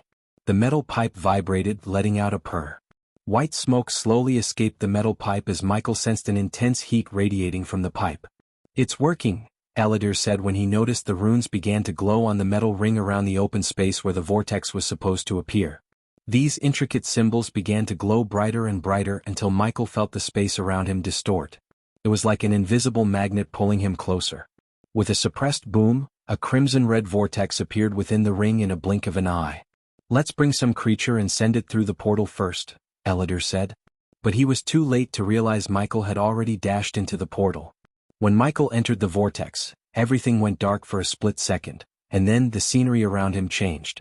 He appeared right at the entrance to his forge. The forge looked the same as when he had left it a few days before. Before he stepped into the forge, he turned around to see if the vortex was still there. Surprisingly, there was no swirling vortex behind him.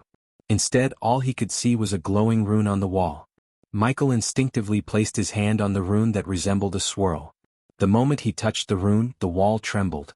Then the wall slowly split open, forming an archway. Inside the archway, Michael saw the crimson-red vortex. Michael strolled toward the portal and entered it once again to reach Elidor.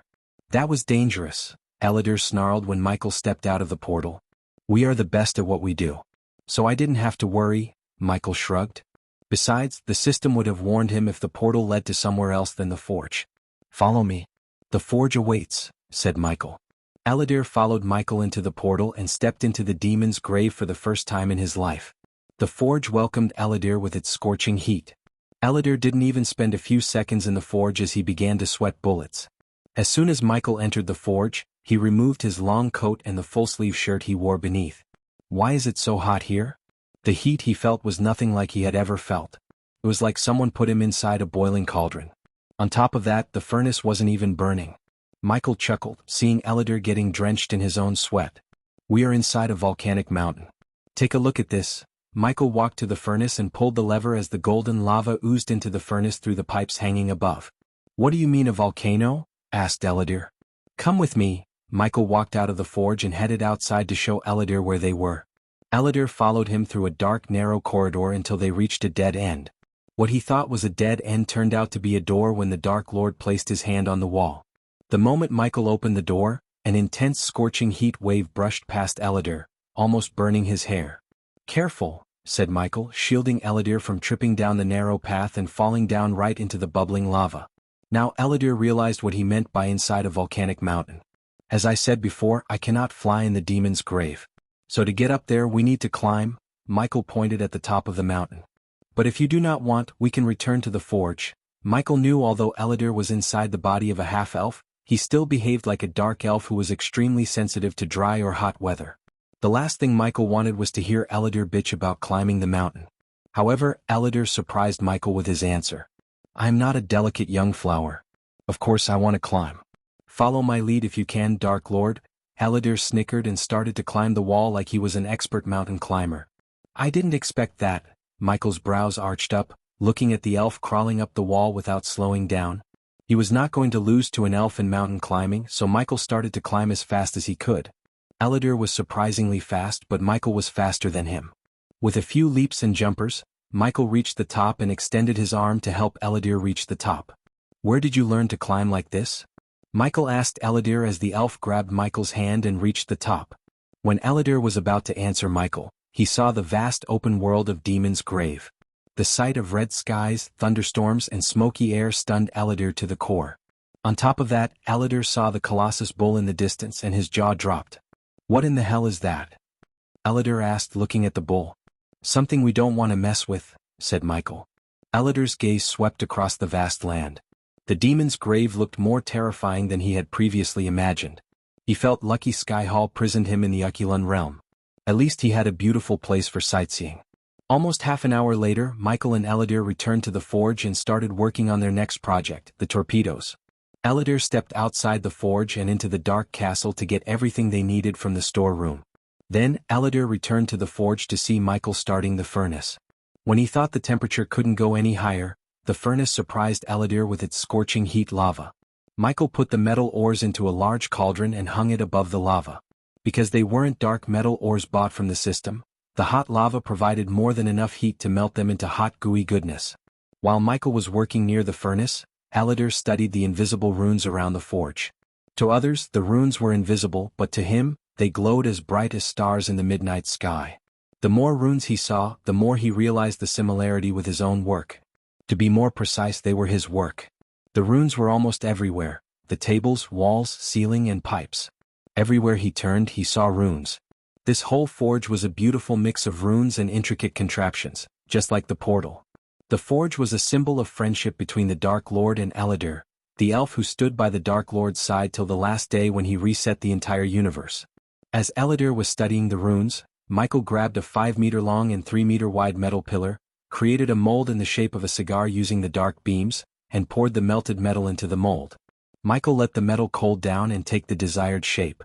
While the metal was cooling down, Michael returned to the work table and started to build the targeting system in which he needed Eladir's help. Enough gawking around. We have work to do, said Michael. Finally, Eladir snapped back to reality and turned around. This whole place has my runes, not yours, Parisi.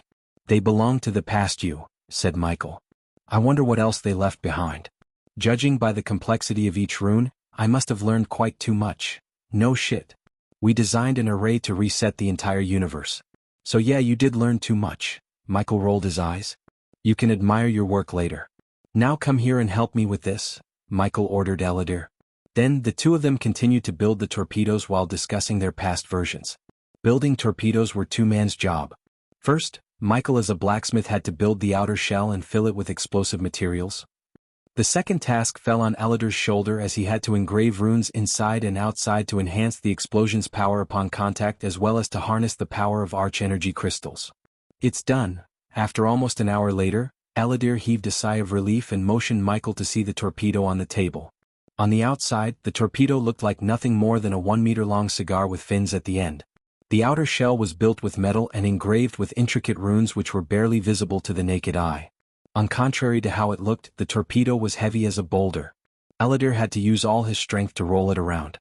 Upon reaching the table, Michael ran his hand through the torpedo, feeling the surface of his new death bringer. If his calculations were right, a single torpedo could obliterate a frigate to pieces and had a range of 20 kilometers. Now that we finished the hard part, let's move on to the easy part, said Michael. Obviously, he couldn't put these torpedoes into a cannon and fire it at his enemies. Instead, Michael had to build a special gun to use these torpedoes and an aiming mechanism. Thanks to Michael's inventor trait, building them was as easy as crafting a new bow to Michael. Chapter 854 Ghost Ships. The fierce sun beat upon the seemingly never-ending southern continent sea, reflecting the light into a blinding patch of shine. The sea was calm, pulsing and breathing rhythmically. In the calm sea, a brig sailed with the wind, patrolling the seas. The ship squealed while the sails tightened and leaped forward, away from a tiny island with a couple of coconut trees. The tame lapping of ripples against the hull rang out across the bay. As the sail with a skull painted on rose higher and higher, the glistening reflection blinded Captain Fairbank, casting a dark shadow down the ship's upper deck. Slowly it blended with the calm and sparkly orange-shaded water. The sail calmly swayed from side to side and occasionally flapped in the morning's ocean breeze. The stench of salty air gave the crew a kick of boost to tackle the day ahead of them. In the distance, a gust danced and twirled across the water's surface. The ship slowly glided forward through the mirror-like water. The puff ever so slowly crept closer as if it was the predator and everything else was the prey. Look alive, men. We have rich fat merchants to milk. Captain Fairbanks roared. The soft breeze streamed through his red hair and oval face with blue eyes. His loose white shirt fluttered in the wind, exposing his hairy chest. Fairbanks and his crew terrorized the sea under Pirate Lord Vance until the Dark Lord decided to kill Vance and many of his pirate captains for refusing his offer to join him. Fairbanks was one of the lucky ones who were spared by the Dark Lord's wrath. I have a report saying the Phoenix Manor merchants are on their way to Jysel for gem trading. So you men know the drill. We intercept, check their goods and make them pay their taxes. Fairbanks laughed out loud. A year ago he wouldn't have spoken these words even if someone had put a blade against his throat. He used to pillage merchant ships to the bones and sink them for fun. Most of the pirates lived like this and as a result, merchant ships rarely ventured into their seas. During their best days they pillaged 1 or 2 ships every 3 months and went without pillaging for the rest of the year. Sometimes 2 pirate groups would fight each other for a crate of rum or less. But everything changed when the Dark Lord conquered the seas and took over the pirates. He struck deals with the merchants and ordered the pirates to stop pillaging them like madmen. Instead of pillaging, the Dark Lord ordered the merchants to pay a percentage to the pirates every time they ventured into the southern continent for trade. Many pirates hated the idea of collecting taxes and not pillaging. But they did as they were told anyway because the pirates knew better than to mess with the Dark Lord. Those who did were brutally murdered and thrown to the sharks in front of the other pirates as a warning sign. Fairbanks was one of those who wanted to avoid ending up being shark food. At first, Fairbanks and his crew were skeptical about the Dark Lord's unconventional order, but the number of merchant ships coming to the southern continent gradually increased. Within 6 months, there were more merchant ships than pirate ships on the seas. As a result, the pirates were able to make more coins as their cut from the tax than they ever did pillaging. The pirates who felt skeptical and hated the Dark Lord for preventing them from pillaging quickly changed their minds about him. Under the Dark Lord, the pirates thrived and lived their golden age. For Fairbanks, this was just another relaxing day at the sea. His task was to intercept the merchant ships and tax them according to the goods they were carrying. After all these times, Fairbanks could do the tasks in his sleep. As he was sailing on the calm sea, his quartermaster, a dark-skinned man with nose piercing, rushed toward Fairbanks. "Captain, we have spotted a ghost ship," the quartermaster said. His dark eyes contained a sliver of fear. Fairbanks had the same fear in his eyes as he heard about ships with no symbols or crest on sails attacking the pirate ships and disappearing. Rumor had it that the Dark Lord's naval army has lost 5 pirate ships to these ghost ships. Fairbanks' hands reached for the spyglass dangling on his waist and looked in the direction the quartermaster was pointing. Through the spyglass, Fairbanks saw a lone ship heading in their direction. There it was, a frigate with no symbols or crest on its gray sails. As soon as Fairbanks spotted the ghost ship, a strange bell echoed through the calm sea. It sounded like a cry mixed with both anger and sadness. "What are your orders, Captain?" asked the quartermaster. Fairbanks lowered his spyglass and turned his gaze back to the quartermaster. "Man the cannons and prepare for a battle," said Fairbanks. His voice was loud enough for the entire crew to hear him. Soon they all grabbed a spyglass and scanned the horizon. "Ghost ship spotted." At that moment, a pirate manning the crow's nest shouted, pointing at the horizon. Almost everyone on the upper deck heard and saw the ghost ship. It was too late for panic control. "Prepare the cannons," the quartermaster roared as his orders swept across the deck. The pirates panicked and stood still like statues for a few moments. They spent too long collecting taxes and enjoying life without battle, so when they were ordered to prepare for battle, their bodies refused to move. It took them a few moments to realize the danger they were in. "We will bring their heads to the Dark Lord," Fairbanks shouted. The moment the crew heard the name of the Dark Lord, they snapped back to reality because the fear of the ghost ship was nowhere close to the fear they had of the Dark Lord. The crew quickly reached the cannons, and some ran down to the lower decks to convey the battle order to the crew down there. While the crew was preparing for a battle, Fairbanks raised his spyglass to take a look at the ghost ship again. To his complete shock, he saw no ship through the spyglass. He frantically moved the spyglass left and right, trying to locate the ship. Looking at Fairbanks, the quartermaster looked through his own spyglass and was stunned by the sight of an empty horizon. The ghost ship was nowhere to be found. "Do you see the ghost ship?" the quartermaster shouted at the pirate standing atop the crow's nest. But before he could answer the quartermaster, the pirate fell down from the top and splattered all over the deck, painting the floor red. The crew was stunned by what had just happened. In their shocked state, they failed to notice the iron arrow on the floor, covered in the pirate's blood and flesh. Suddenly, out of nowhere, the ghost ship appeared closer to Fairbanks' ship. The crew and the captain were caught off guard. They had no idea where it came from. "Take cover," Fairbanks shouted as every fiber in his body screamed at him to lower his head and duck. He was a veteran and had enough battle experience to guide his crew out of thick situations.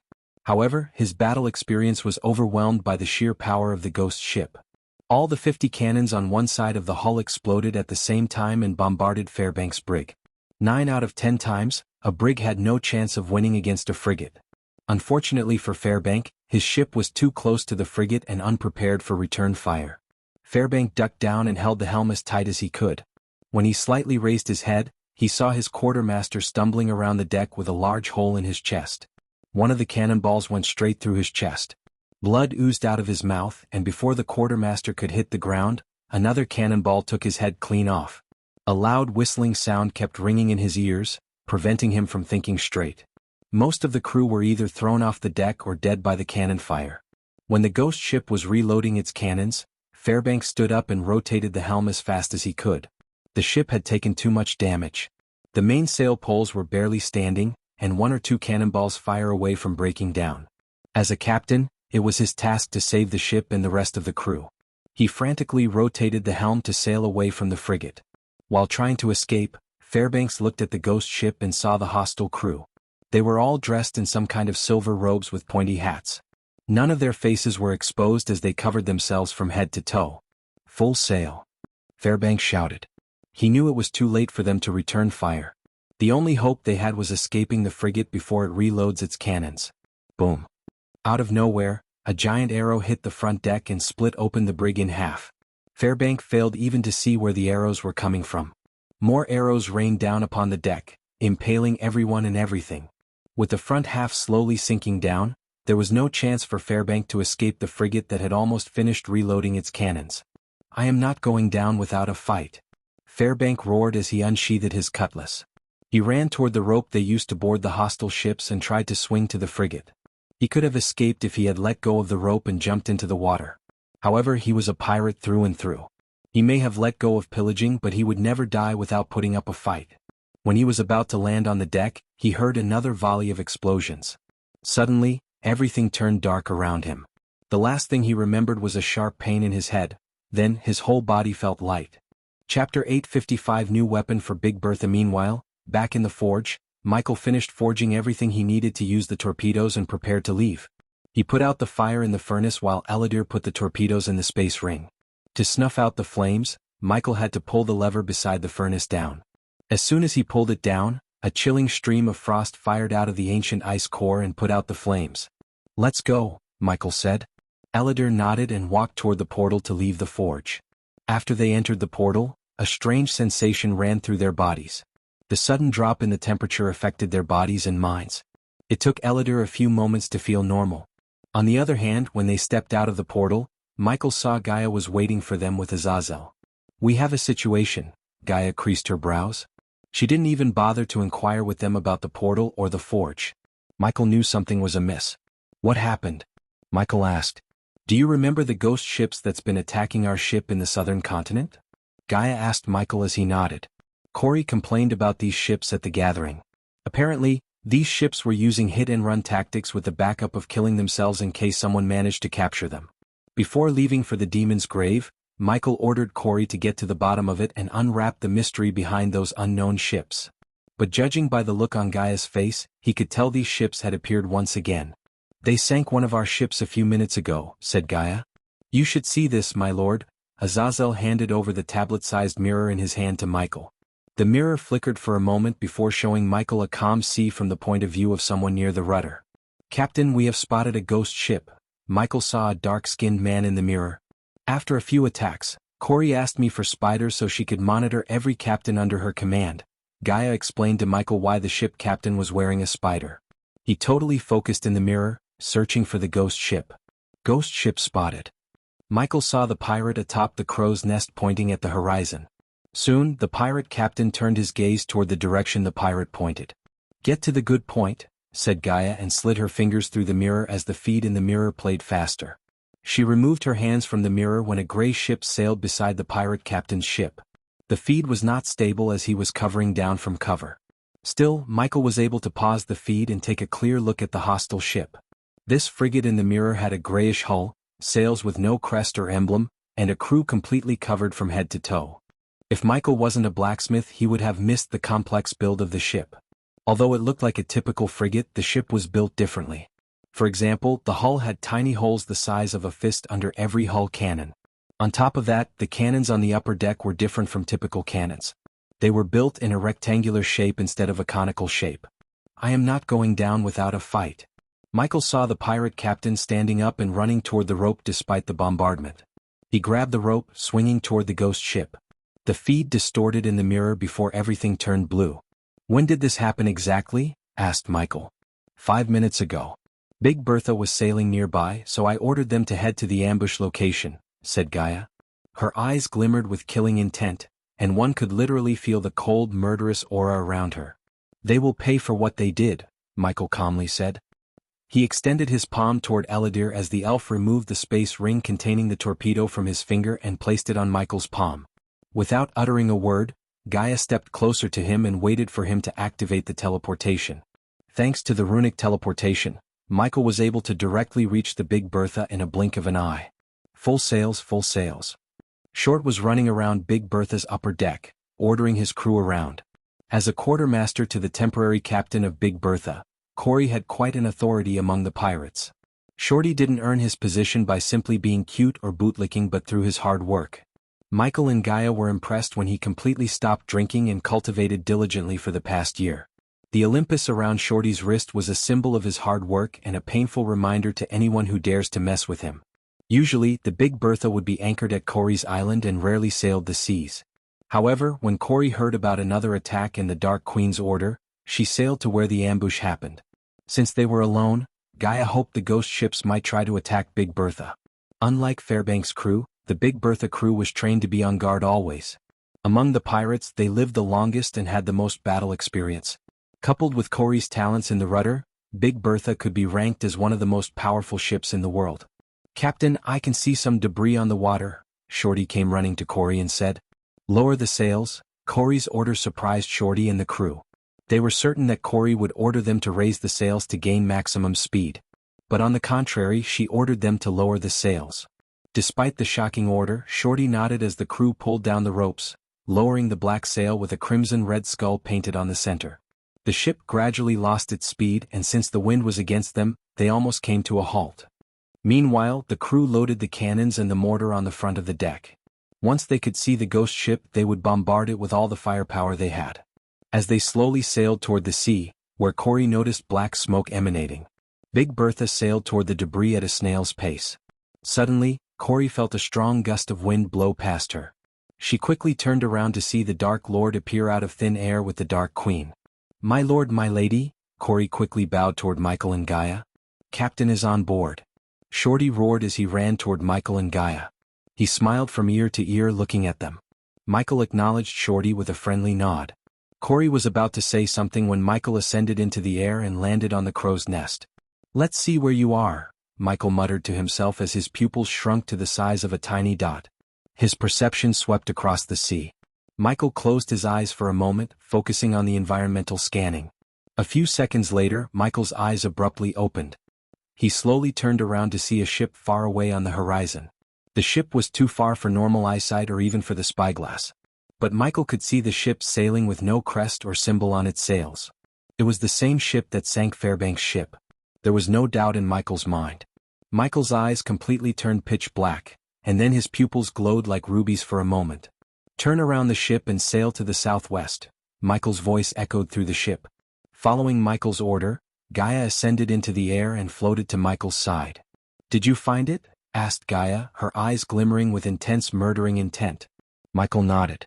"They'll see how they hit and run this time," Michael snickered. "Just sail toward it as slow as you can. Let them come to us. I have a surprise for them." Gaia nodded as Michael leaped from the crow's nest into the water. Under the water, everything turned dark blue. Michael willed the APD to inject a pill into his bloodstream that would allow him to breathe underwater. He moved through the water like a shark until he reached the very bottom of Big Bertha. His eyes turned black, shooting dark beams at the hull. Countless bubbles appeared around the dark beams as the beams vaporized the water in an instant. Deep orange lines appeared in the black hull everywhere the dark beams touched. Michael cut a 3-meter-long and 2-meter-wide piece of hull and took out a tubular pipe from his space ring.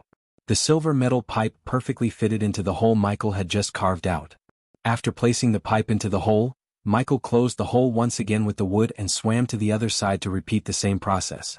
Michael spent the next 15 minutes moving along with the ship and fitting Big Bertha with the torpedo gun. Now that he had finished installing the guns, Big Bertha had two unique shots, the mortar and the torpedoes. Compared to the mortar, the torpedo had 5 times the range. Plus, when aiming at the target using the mortar, it created a red spotlight which was called the Red Death by the Ithlan people. Contrary to the mortar, the torpedo had no indicators visible to the enemies. Any ship that was unfortunate enough to meet the torpedo would get obliterated without even knowing what hit them. This made the torpedoes the perfect weapon to use against the ghost ships. Back on the upper deck, Shorty and some of the crew kept staring into the ocean, wondering how in the hell the Dark Lord was staying in the water for so long. "Hey look," the pirate next to Shorty pointed at the horizon, where Shorty noticed a lone ship. "Wait for the Dark Lord's orders," Corey shouted when she saw the crew agitating to man the cannons and bombard the ghost ship to pieces. Even Corey had a difficult time rotating the rudder instead of firing the mortar. However, the Dark Queen ordered them to stay calm and let the ghost ship attack them from a safe distance. If what Gaia learned about these ghost ships were true, they wouldn't dare to enter into close combat with Big Bertha. They knew about the Red Death. Therefore they would try to hit and run while keeping themselves out of the mortar's range. As they were sailing toward the ghost ship, Michael shot out of the water and landed right beside Corey. "Put these on." Michael handed over black goggles to Gaia and asked her to wear them. Okay, Gaia had no idea what it was, but she wore them as everything around her dimmed due to the black glass. Then Michael gave her a conical wooden piece with a button on top. Gaia grabbed the wood and placed her thumb on the button. Time for some payback. Michael cracked his neck looking at the ghost ship in the distance. Chapter 856 Torpedo in Action. Gaia gawked around the calm sea with the goggles on her eyes. At first, everything darkened, but soon, a red appeared before her sight. What is this red dot? Gaia raised her hand trying to touch the virtual dot. That's how you aim the torpedoes. They will hit wherever you put the red dot and push the button. This button is just a temporary measure. I will build a trigger in the rudder later, said Michael. Of course, Michael himself could have worn the goggles and fired the torpedoes. The reason he chose not to was he had other plans. To be precise, a backup plan in case the ghost ship crew tried to kill themselves before they could apprehend them. As far as Michael was concerned, this facade had gone long enough. It was time he weeded out his enemies one by one. I have to adjust myself to this. Gaia stepped away from the rudder and joined Michael on the ship's front. Michael's long coat and hair fluttered in the wind as he stood there with his hands tufted into his pockets. Everyone on the ship had their gazes fixated on the ghost ship. Since the Dark Lord himself was with them, the crew's morale was sky-high. Excitement coursed through their veins as they waited for the ghost ship to get closer. The closer they got to the ghost ship, the more excited everyone felt, especially Shorty, who couldn't wait to put the Olympus and the spell he had learned recently to use. The cannon crew was on the verge of lighting the fuse and bombarding the ghost ship. However, the ghost ship was still out of their range. Suddenly they all heard a strange cry in the air. Michael recognized the sound. This was the same cry he heard when Fairbank and his ship were attacked. They have noticed us, said Michael. Don't attack them until I say so, Michael said before diving back into the sea. After Michael disappeared into the ocean, Gaia returned to Corey at the helm. To Gaia's surprise, the ghost ship halted sailing toward them just outside the mortar's firing range. It was like the ghost ship crew knew exactly how far the mortar could hit them. So they had done their homework, Gaia muttered under her breath. What are they doing? Cor asked as she saw the ghost ship slowly turning around. They want to stay outside the mortar's firing range, Gaia said. Should we catch up to them? Asked Corey, but Gaia shook her head. If we rush them they might escape. I have a feeling their ship is faster than ours, Gaia said, walking to the rails. She leaned on the rails and watched the ghost ship without batting an eye. The red dot in her sight was right on the ship. If she wanted, she could fire the torpedoes. However, she had to wait for Michael's order. Meanwhile, inside the sea, Michael soared through the deep sea toward the ghost ship. He dived deeper into the ocean and used the lightning dash to increase his speed. In a few moments, he vaguely saw the ghost ship's dark shadow in the near distance. As he moved closer, he noticed strange ripples under the ghost ship. He closed his eyes and focused on the surroundings. A strange noise, a rhythmic pulse, reached his ears. The ghost ship was creating some kind of pulse around it. Because Michael was a resident of Earth, he was familiar with the sonar technology ships used to detect things underwater. To be honest, Michael was surprised and couldn't even believe the ship was using something similar to sonar. But the energy pulses he felt were definitely some kind of detection system. Everything made sense to Michael when he thought about it. If the ghost ship didn't have a way to detect hostiles under the water, one could swim underwater and catch them off guard just like he was planning to do. There were some runes and arrays to achieve the same in Cultivation continents. Considering the southern continent was inside the void line, runes and arrays wouldn't work here. Hence, someone had to build a new device to achieve the same effects. Michael was surprised that someone who wasn't him had actually managed to do so. System, scan the ship. Michael ordered the system. He needed to be sure. The system requires 10,000 badass points to scan the ship. Go for it, Michael confirmed. While the system's invisible rays were scanning the ship, Michael moved backward from the ghost ship. He didn't want the pulses to detect him. No matter what contraptions they used today, he would start dismantling this unknown enemy. His enemies had mistaken his patience for a lack of action. The system can confirm the host's suspicion. The ghost ship has indeed a device that mimics sonar pulses to detect hostile activity underwater in a 10-meter radius. A powerful bolt of lightning to the hull could disrupt the device. As Michael was contemplating whether he should disrupt the device or not, He heard the cannons crackling inside the hull. The very next moment, the cannons exploded, sending a volley of flaming cannonballs toward Big Bertha. Michael was pushed back for a few meters by the shock wave that traveled around the ghost ship. Michael quickly turned on the thermal vision and turned in the direction of Big Bertha. Once again, the ghost ship surprised Michael with its cannon gun range. After he heard the explosion, Michael formed a bubble around his head and contacted Gaia through the earpiece. "Are you hit?" Michael asked Gaia. Michael heard Shorty and the crew shouting and cursing the ghost ship. It took Gaia a few seconds to respond to him. "How in the fuck are they hitting us from this far? Where are you?" "I am losing my fucking patience here," Gaia roared in pure hatred toward the ghost ship. Her thumb was itching to press the button and fire the torpedoes. "Fire the cannons and pretend you are putting up a fight. Let them think they have the upper hand," said Michael. No one in the ghost ship knew Michael was watching them from below. Having no idea, they kept bombarding Big Bertha. Michael didn't worry about his ship because it was built to withstand huge amounts of damage. It would take 2 man-o'-wars to attack Big Bertha from both sides at the same time to cripple her down. Surprisingly, the ghost ship's cannons had both range and power. On top of that, the reload time was way shorter than Michael had anticipated. After the third volley of cannon fire, Gaia contacted Michael. "We are taking some damage, human." "Anytime now," said Gaia. Michael noticed the ghost ship slowly sailing toward Big Bertha. Now that they had successfully damaged Big Bertha, the ghost ship crew had gotten more courageous. As Michael ordered, Big Bertha fired all her cannons, but none of the cannonballs could reach the ghost ship. For a few minutes, the roars of both ships echoed through the calm sea. As they continued the naval battle, the air reeked of gunpowder and burnt wood. From an outsider's perspective, Big Bertha was losing the battle because she caused no damage to the ghost ship while the latter bombarded Big Bertha with each round of fire. When the ghost ship fired the cannons for the 4th time, Michael clenched his fist as lightning bolts appeared and crackled around his wrists. He waited for the cannons to stop spitting out cannonballs. With lightning bolts crackling around his wrist, Michael followed behind the ghost ship. "Gaia?" Michael contacted Gaia. "Do the honor," Michael snickered. Finally, Gaia was elated to hear Michael's order. On Big Bertha's upper deck, Gaia stood up from the cover and strolled toward the edge of the ship. Wooden splinters flew everywhere as the cannons on each side let out thick clouds of smoke after firing. Despite the chaos, Gaia stood firm and raised the button. "Say hello to this bitch." Gaia pressed the button as the entire ship trembled for a moment. Except for Gaia, none of the crew were aware of the new weapon Michael installed in Big Bertha. She creased her sword-like brows as she saw no smoke or fire. In fact, nothing happened for a few minutes. "My lady," Short crouched toward Gaia and pulled her sleeves. "You should duck down. They are preparing to fire again," Shorty warned Gaia. Boom. Suddenly they heard a clap of thunder rumbling in the distance, and boom, the ghost ship's left half exploded to bits and pieces. Michael's crew was completely stunned. If Gaia didn't know about the torpedoes, she would have thought the gunpowder barrels stored inside the ghost ship had caught fire somehow and exploded from within. The torpedo obliterated the ghost ship and turned its one half into charcoal wood. "Hell yeah."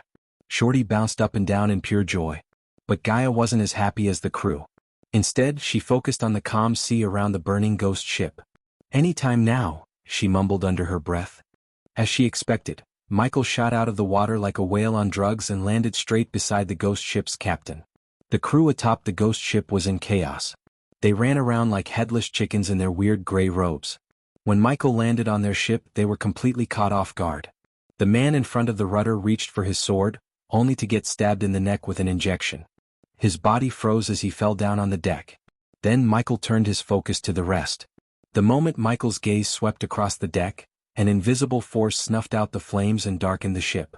Everything turned dead silent for a few moments. The only sound they heard at that time was the lightning bolts crackling around Michael's wrist. The surviving crew immediately reached out for the dagger dangling on their waist. According to Corey, they used this dagger to cut their throats to avoid being captured. As the crew reached for the dagger, Michael simply raised his hand, sending a couple of wind blades toward them.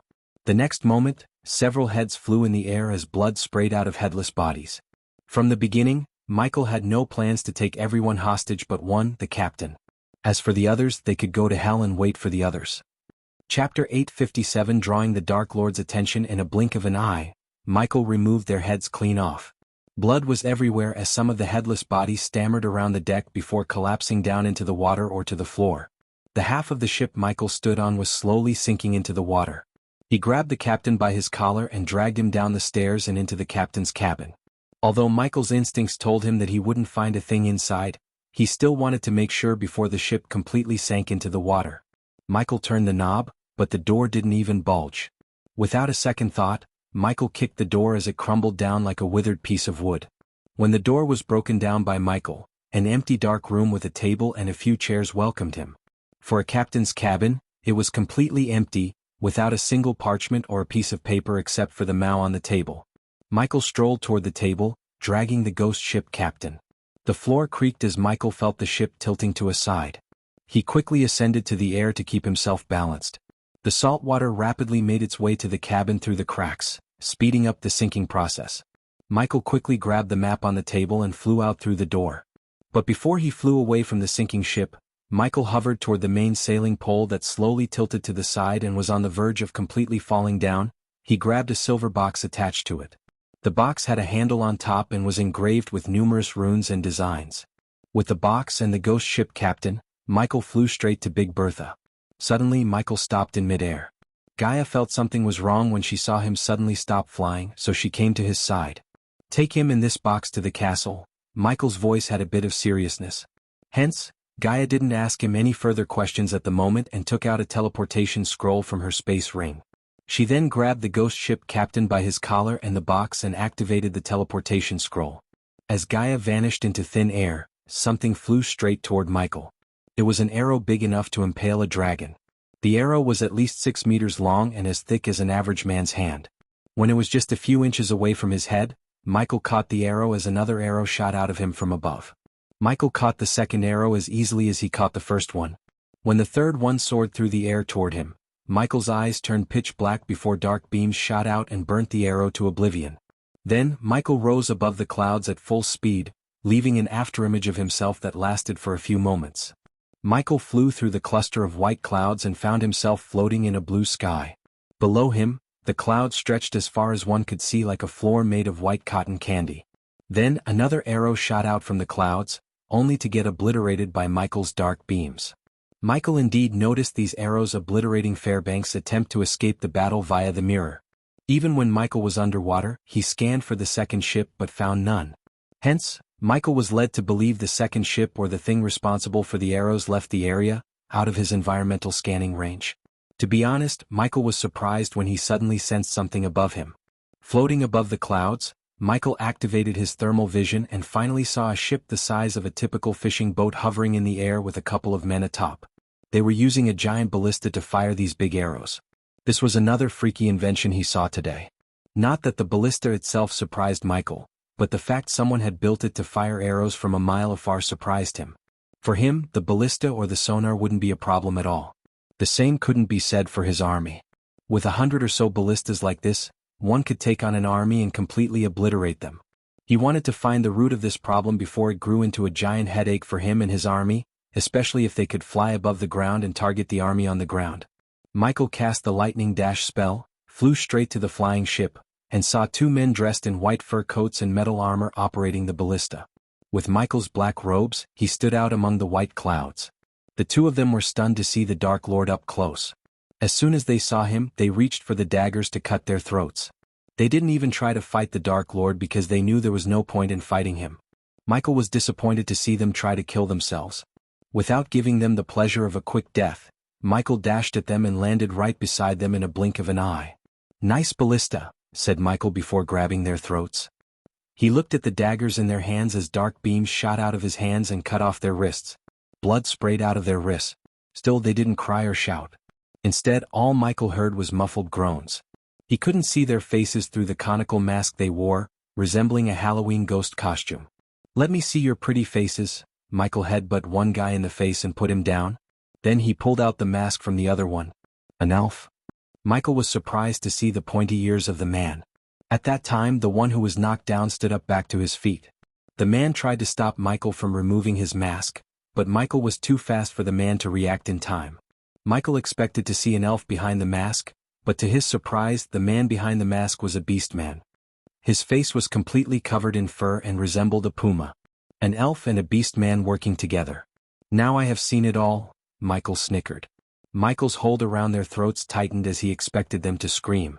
Once again they only groaned and didn't even utter a word. While Michael was manhandling the elf and the beast man, he looked over his shoulder to see Gaia flying toward him. When she saw the scene, her brows arched up. Who are these clowns and what is this thing? Gaia floated to the ballista and stared at it curiously. She was more curious about the ballista than the elf and the beast man. As far as she could tell, they were dead men. This would be a good time for you two to say something, said Michael. Thursday, instead of talking, the elf spat out. When the blob of saliva was just a few inches away from reaching Michael's face, Gaia put her palm between the spit and Michael's face.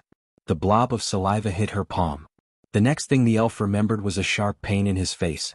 Michael heard a sickening crunch and saw the bone sticking out of the elf's nose. She snatched the elf from Michael's hand and threw him overboard. Even after seeing Gaia throw his buddy overboard, the beastman had no signs of fear or shock in his eyes. The beastman remained calm and collected while the elf soared through the clouds and headed straight for the ocean. They were at least 12 kilometers high from the sea. So the elf had no chance of surviving the fall despite the sea below. The moment the elf's body hit the ocean, his bones would shatter, and his internal organs would become a mess. Do you hear him screaming? Michael asked Gaia, although he knew the answer very well. For a moment, Gaia was confused by his question. But when she thought about it, it felt weird to Gaia. Any sane person would have screamed by now or at least let out some sound. Yet the elf uttered no word. Gaia jumped down from the ship to find out why the elf wasn't screaming. Michael, on the other hand, went with a simple approach. He forced open the beastman's mouth. To his surprise, Michael saw no tongue inside the beastman's mouth. He was not an expert in beastmen anatomy, but he was pretty sure they had tongues. Did the cat get your tongue? Michael joked. Jokes aside, Michael had a bad feeling in his guts. Whatever group these guys belonged to, they had powerful weapons, training to control their emotions, and soldiers with no tongue. The latter made sure that even if they were caught somehow, they wouldn't be able to utter a word. After seeing no tongue inside his mouth, Michael couldn't help thinking about whether the ghost ship captain was the same or not. In case he didn't have a tongue, there was no point in interrogating him. A soldier who was willing to lose their tongue and kill themselves wouldn't give out the secrets of their employers. The beastman squirmed and even tried to bite Michael. His eyes were filled with intense hatred toward Michael. Meanwhile, Gaia returned to the ship with the elf in her hand. The elf's golden hair was a mess, and he looked flustered after almost falling to his death. The elf's mind may have been resistant to fear, but his body acted differently to the fall. Put them in another cell, said Michael, taking out a syringe filled with gray liquid. He injected the paralyzer into the beastman's neck and did the same to the elf. The injection paralyzed both the elf and the beastman so they would not be able to kill themselves in the cell. Afterward, Michael teleported the prisoners and the ballista. Before teleporting, he destroyed the flying ship to pieces with a ring of fire. By the time Michael left the sea, the ghost ship completely sank into the water, and Big Bertha was on her way to Corey's Island for repair. As for Michael, he had 3 prisoners to interrogate, although 2 of them had no way of speaking. Chapter 858H for Hammond. Previous chapter. Back in the castle, Michael stood outside a room with the glass between him and the prisoners. Gaia put all 3 prisoners in the same room and tied them in a chair. Her white robes were drenched in blood. The blood wasn't hers but the prisoners. Gaia showed them no mercy. The ground beneath them was littered with nails, teeth, pieces of flesh, and blood. Unfortunately, no matter how many ribs she broke, nails she pulled out, and teeth she knocked out, the prisoners didn't agree to give them information by writing. After 3 hours of non-stop torture, Gaia grew tired of it and stormed out of the room. I hate to say it, Michael, but they are not going to break, said Gaia. Anyone can be broken, Gaia. What irks me is even if we break them, I don't think they'll have something valuable to share. Someone with brains and resources is pulling the strings behind the scene. If what I've seen told me anything, it's that their employer doesn't make rookie mistakes. They pulled out their tongues to keep them from talking. The ballista might reveal more things than these guys, so what should we do with them? Asked Gaia.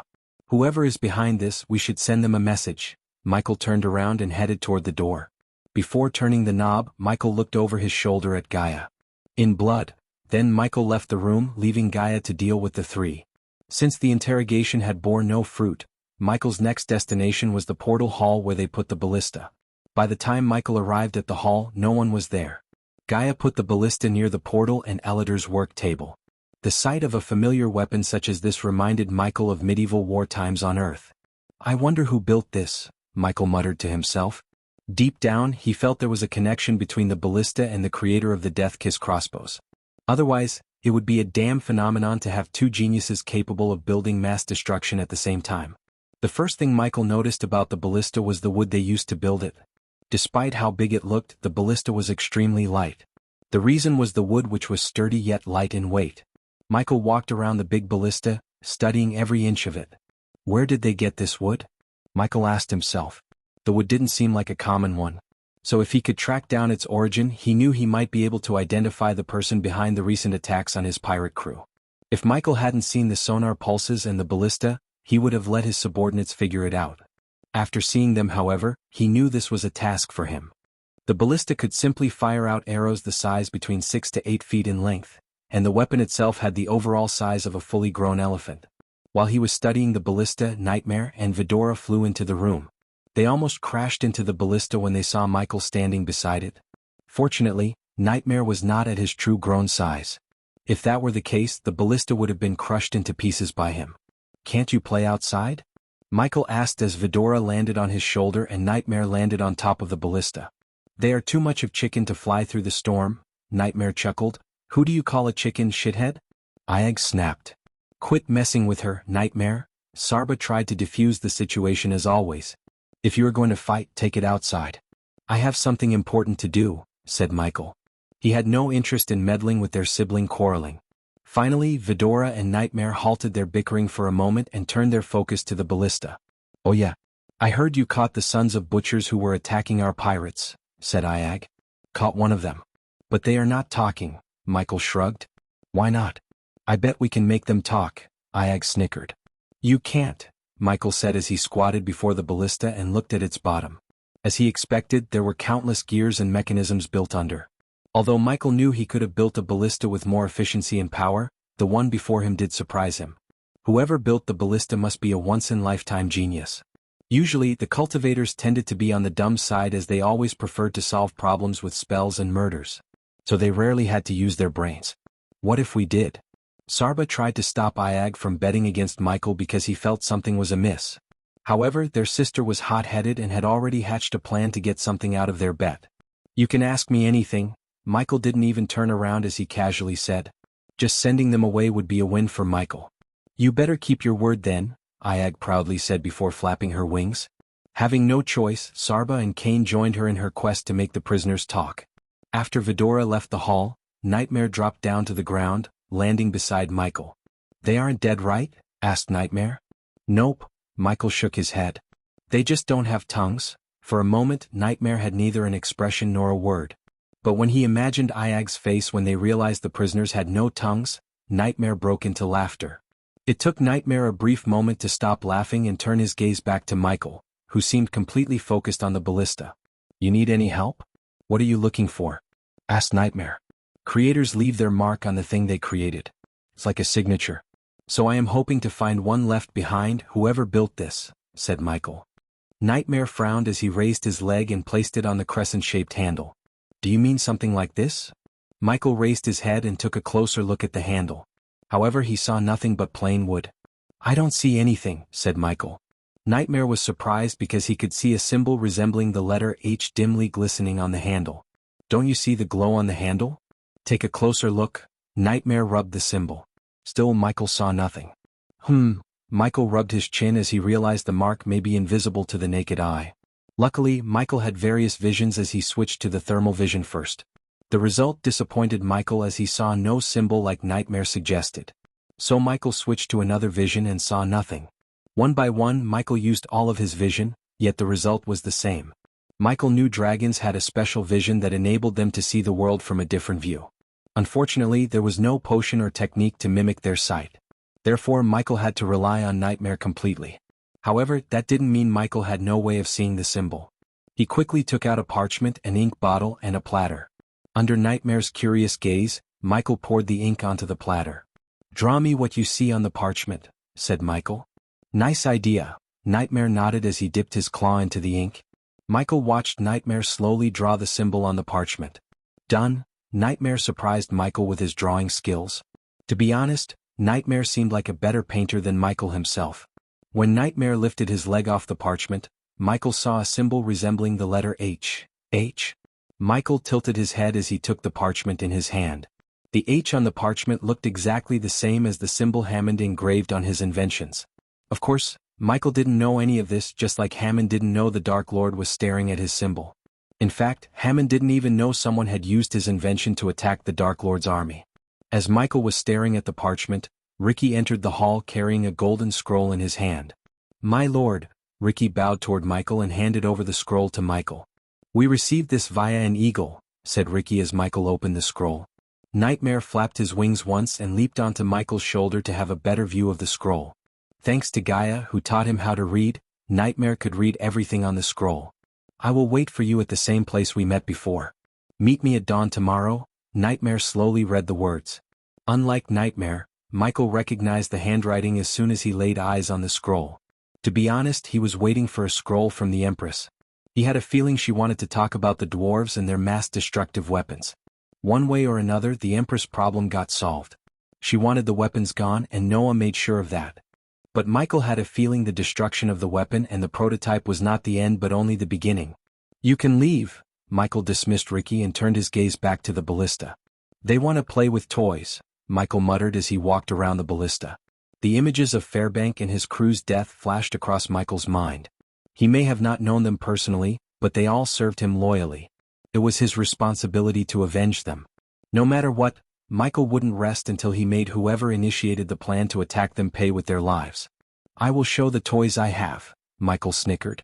His mind always began to craft new weapons to build, but first, he had to send a message to whoever built the ballista and decided to use it against him. The next day when the sun rose, the entire continent of Azer was in shock. But it wasn't Michael's intention to terrorize the Azer continent. Instead, he wanted everyone in Elon to know what would happen if they dared to go against the Dark Lord. Michael particularly wanted the news to reach Noah's home, the Winston Manor, who was preparing for the baby shower. Unknown to them, the god of time and space was planning to crash their party. Chapter 859. The man behind the invention's previous chapter. Alicia and Norvin were on their way to Ithalan, at least where Ithalan was before Michael obliterated the entire island. The Guardian Guild had sealed everything around in a 5-mile radius with an array to prevent people from traveling to the radioactive area. Before the Guardians sealed the area under Noah's order, rogue cultivators and people dived into the ocean, hoping to find some treasures underneath. Some of them did find some valuables that fell into the water before Michael blasted the island. In the daytime, the area looked no different than the rest, but at night, one could see the glistening array around the area. The sea was calm, pulsing rhythmically and breathing with cadence. By the time Alicia and Norvin reached their destination, they were welcomed by a couple of guardians who were tasked with patrolling the area. These guardians' main task was to prevent people from treasure hunting in the water. Ever since they were assigned, nothing ever interesting happened. Some days these guardians hoped for something to happen. Unfortunately for them, their prayers were answered by the Dark Lord himself. Guardian Captain Alicia, a blonde-haired youngster, bowed toward Alicia and nodded at Norvin, who sat atop Alicia's shoulders in his true form. "Where is it?" Alicia asked the Guardian. Fear and relief emerged on the Guardian's face at the same time. He motioned them to follow him as he ascended higher into the air. Then, the Guardian slowly flew forward until Alicia noticed something hanging from a couple of black balloons. The midnight black immediately reminded Alicia of the Dark Lord. Everyone in the world knew the Dark Lord was obsessed with the color black, which symbolized darkness. More Guardians were hovering around the balloons while keeping a safe distance from them in case they exploded. They all turned around and heaved a sigh of relief when they saw Alicia and Norvin. From this moment onward, it was Alicia's problem. To be honest, they didn't want to deal with the balloons. Alicia noticed the intense fear in their eyes. "Damn!" Norvin's brows arched up as he saw the headless bodies hanging from the balloons. Their severed heads were placed in their hands. It was a message. The question was, who were these people? Guardian Captain, another red-haired girl, slowly hovered toward Gaia with a black skull in her hand. "We found this in one of the bodies," the girl said, handing the black skull to Alicia. "Black skull. The symbol of the Dark Lord," Norvin muttered as he confirmed that this was done by the Dark Lord and not by someone else. After what he did to Ithalan and Thusians, Norvin knew there was no one stupid enough to mimic the Dark Lord's actions. Trying to copy him was equal to signing their death warrants. The Guardians had records of copycats for every mass murderer ever walked the world. However, the only one with no copycats was the Dark Lord. Besides, the cruelty and the fear in the severed head's eyes were a clear indication of who killed them. When did you find them? Alicia asked in a tone colder than her usual self. The guardians shuddered. This morning, answered the blonde-haired youngster. What were you doing until someone entered this area and placed them right under your noses? Asked Alicia. Norvin had the same question running in his mind. The only explanation he could come up with was incompetence. As Alicia said, someone from the Dark Lord's army entered one of the most protected areas, placed balloons with bodies, and escaped the area without anyone noticing. Just imagining the sequence of events frustrated Norvin. Ever since the Dark Lord destroyed Ithalin and settled down in the Dark Ocean, the Guardian Guild was desperately looking for a win against him. His power and influence grew with each passing day as the people's trust in the guild lowered. Now if the newspapers got a whiff of this, Norvin knew the people would be more afraid of the Dark Lord than they would trust the Guardian Guild. The Guardians gawked at each other and lowered their heads. They had no explanation. Initially, one of them thought the Dark Lord teleported the balloons with the bodies here, but later they realized the array formed an anti-teleportation area around. In other words, no one would be able to teleport in or out of the area. As Norvin turned his gaze to the black skull in Alicia's hands, he noticed something in the skull's mouth. He dropped down to Alicia's hand and pulled out a piece of paper from the skull's mouth. Everyone turned their gaze toward Norvin and waited for him to read what was written on the piece of paper. Better luck next time, clowns. It's nice array. Norvin crushed the paper, gritting his teeth. While reading the words, Norvin couldn't help imagining the Dark Lord laughing at them.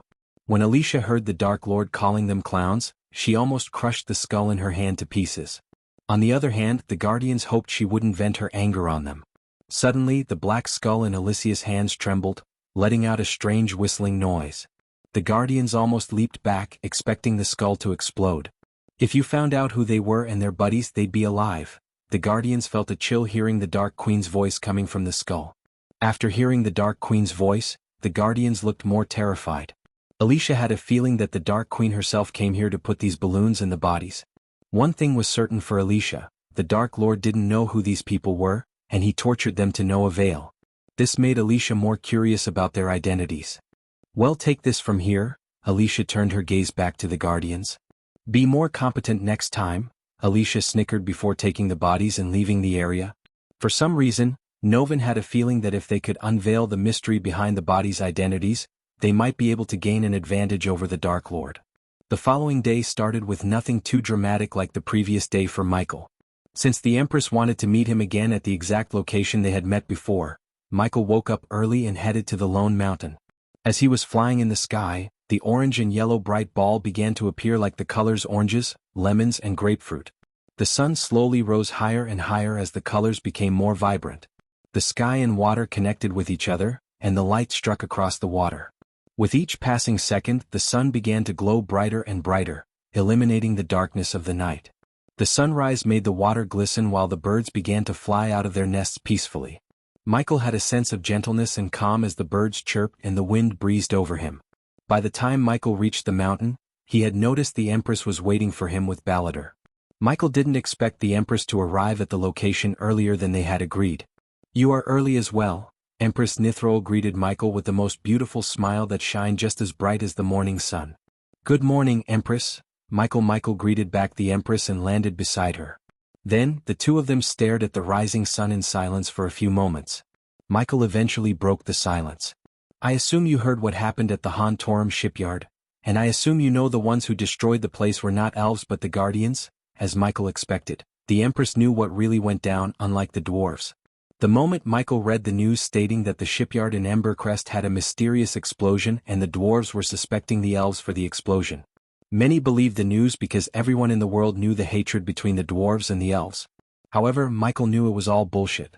Even if Michael didn't know it was Noah who destroyed the prototype, he wouldn't have suspected the elves because it was too obvious. Who would have thought Noah Winston, the Supreme Guardian, was capable of such trickery? Michael said with a tinge of sarcasm in his voice. You were supposed to deal with the prototype and the weapons, Balladur interjected as the Empress raised her hand, stopping Balladur from speaking further. Michael slightly turned his head to see Balladur standing behind Nithrol. In case you haven't noticed, I'm not working for you. I'm working with you. Huge difference. Ignore my unruly subordinate. Nithrol's eyes glistened with authority and fury. With a single glance, she made Balladur take a step back. Even Michael felt the overwhelming aura of a ruler around her. It's okay, Michael defused the situation. One or another, the weapon and the blueprints were dealt with. The one who built the weapon is with the Guardian now.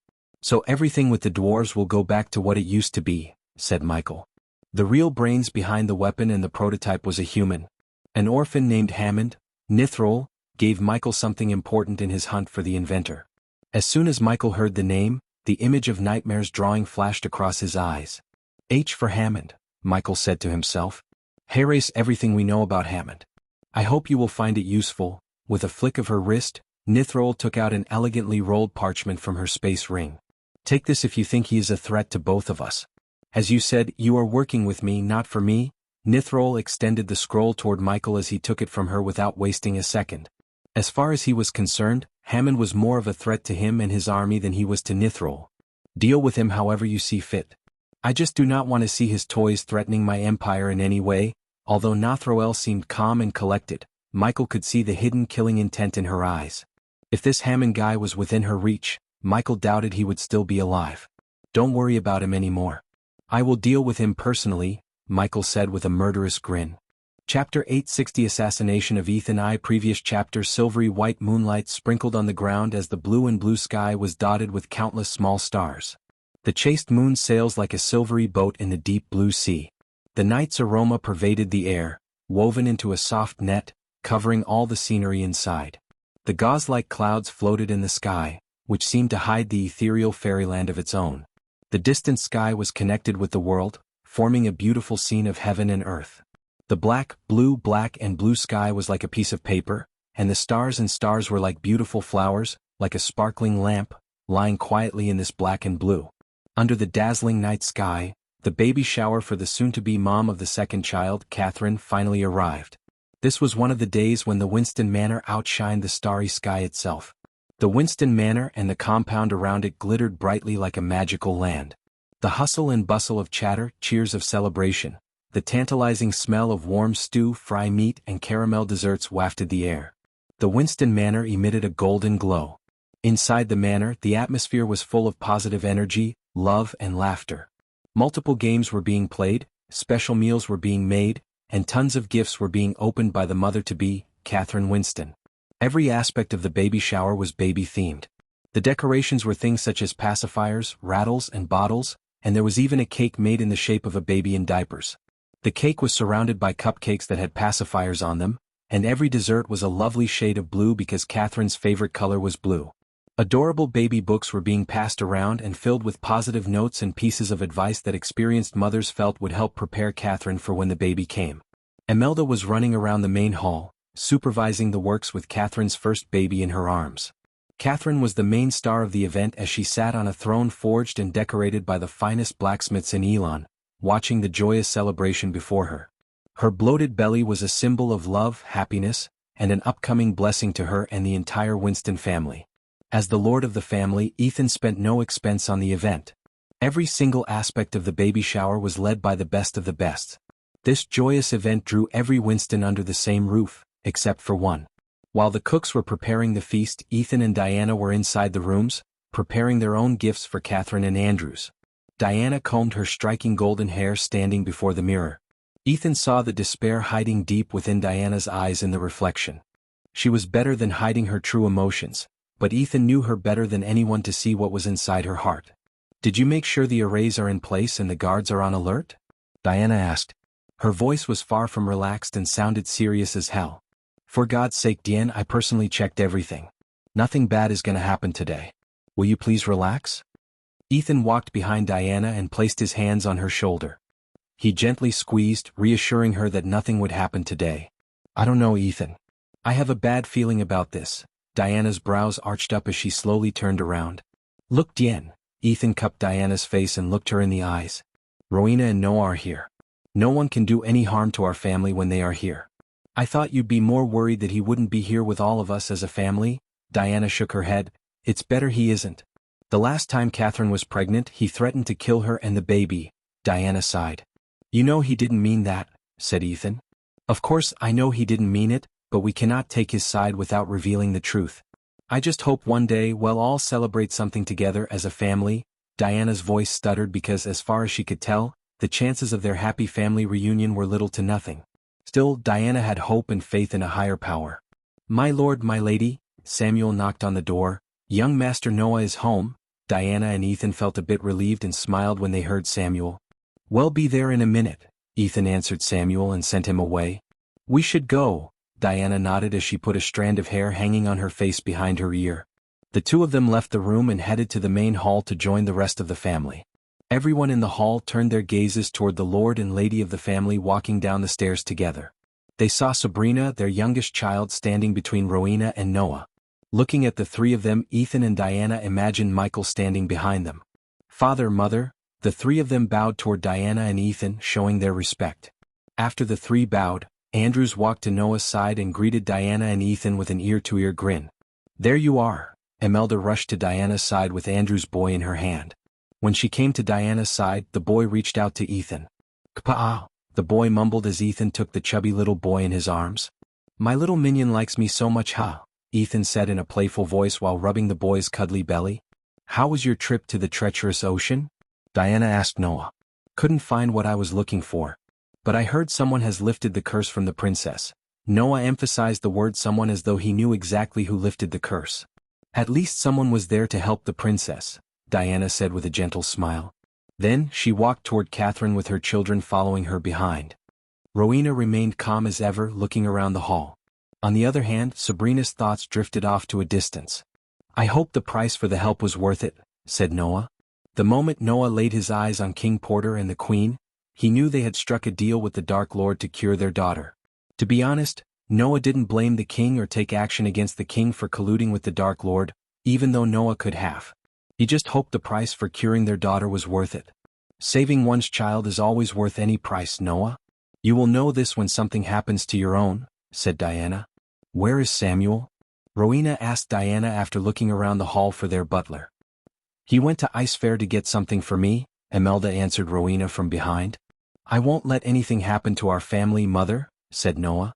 Without uttering a word, Diana bent down, grabbed a handful of sandal paste and smeared it on Catherine's cheeks. Praying for a safe and healthy delivery for both you and baby, Diana wished Catherine before walking out of the main hall to get some peace. Ever since she returned to her own self, Diana sought more privacy and some alone time. The crowd made her uneasy for some reason. As they exited the main hall, they stepped into Diana's garden. Except for a couple of guards, no one was in the garden as Diana ordered. The four of them peacefully strolled through the garden and settled around a stone table. You seem different, mother, Rowena said when Diana sat on the stone bench. So it wasn't just me who felt that way, Noah smiled. As they were gathered around the table, a couple of maids carried a silver platter with orange juice and placed the glasses on the table. Thank you, dear. Diana dismissed the maids as each picked up a glass to quench their thirst, except Sabrina. Something in your mind, Sabi? Diana asked, avoiding Rowena's remark about something different about her. Sabrina moved the glass back and forth without answering Diana. Sabrina, Rowena's voice made Sabrina snap back to reality. They all turned their gazes at Sabrina. Do you have something to tell us, Sabi? Asked Diana. Because Diana was busy tracking down people who tried to conspire against Noah and Michael behind their backs, she neglected her duties as a mother and the lady of the house. Thanks to Imelda, no one noticed Diana's absence and her neglect. The one who was affected more by her absence was Sabrina. Unlike Noah and Rowena, Sabrina spent most of her time cultivating in Winston Manor. Wherever she looked for Diana, she would be outside murdering people. But to the members of Winston Manor, Diana was meditating in her room. I had a bad dream last night. That's all, said Sabrina. What is the dream about? Noah asked Sabrina. Arh. Just as Sabrina was about to tell them about her dream, Imelda's scream resonated from the main hall. Noah immediately stood up, knocking out the glasses in the process. Diana's instinct kicked in as she moved with lightning speed to catch all the glasses before they could hit the ground and shatter into pieces. But Noah and Sabrina didn't notice this as they dashed into the main hall. Rowena, on the other hand, glanced at Diana for a moment before disappearing from the garden. In a blink of an eye, Rowena appeared in the main hall right beside Catherine. As soon as Noah stepped into the hall, his heart skipped a beat. Father! Sabrina screamed, looking at Ethan. He was on the ground, holding his gut as blood oozed through his hand. Everyone was stunned and speechless. Noah's body began to shiver as he sat beside his father and raised his head to place it on his lap. Then, with a flick of his wrist, Noah took out a healing potion. He poured the potion into Ethan's mouth without asking any questions. The sudden explosion of killing intent around Rowena made everyone in the hall collapse, including Catherine. Rowena's gaze swept across the hall to find whoever was responsible for her father's state and found a human-sized hole in the cake they bought for Catherine. Whoever stabbed Ethan was hiding inside the cake until he or she ambushed Ethan. Ethan, Rowena turned her gaze at Diana, who stammered toward Ethan and dropped to her knees before him. Her eyes turned red as tears rolled out. Father, Noah emptied the healing potion, but the wound did not close up as he desperately hoped. Diana's mouth dried as she saw green veins running through Ethan's neck like spider webs. It's not working. Noah clenched his fist as he took out another healing potion and tried to force it into Ethan's mouth. For the first time in his life, Noah couldn't think straight. His mind went completely blank seeing his father on the verge of death. He's cursed, Sabrina mumbled. Chapter 861 Assassination of Ethan 2 Previous chapter. A few moments ago, after Diana took the children outside to her garden, Ethan spent his time socializing with all the guests and giving his blessing to Catherine. Andrew's son was still in his arms and refused to leave. The little boy loved Ethan more than he loved his parents. Come on, Keith. Come to Papa. Andrews tried to take the boy away from Ethan as he noticed the royal carriage of King Porter parked outside. Soon, the sound of heavy boots and metal armor clanking grew louder and louder as King Porter entered the hall with his loyal soldiers leading the way. After the royal guards escorted Porter inside, they bowed and joined the royal guards of other nations, leaving their kings to socialize with the others. As soon as King Porter arrived at the hall, King Crawford Bredia, Catherine's father, welcomed his fellow king with a broad grin. The two of them embraced each other as a sign of respect and firmly shook each other's hands. I am so glad you could make it, Porter, King Bredia said, still keeping Porter's hand in his. It had been a year since Porter saw Bredia, who looked much younger and seeped with vigor. The reason for King Bredia's transformation was Andrews and Catherine. Although he was still the king of Bredia, Andrews and Catherine took care of most things. Under their rule, Kingdom Bredia prospered despite the monstrous growth of Bradford under the rule of the Sunrise sect. The fact that the Dark Lord hailed from the Sunrise sect and he loved Rivertown like it was his own made Bradford untouchable. Noah may have shut down the Majestic and Hades, which used to be the pillars of the economy in Bradford, yet Claire found new means of revenue through farming and trading. Like weed gets the water poured for the crop, Kingdom Bredia benefited from the trade routes Claire created. Even merchants from other continents visited Rivertown and Bradford to trade and exchange gifts with the most powerful sect in the Elon continent. How is Princess Chanel? King Bredia asked Porter.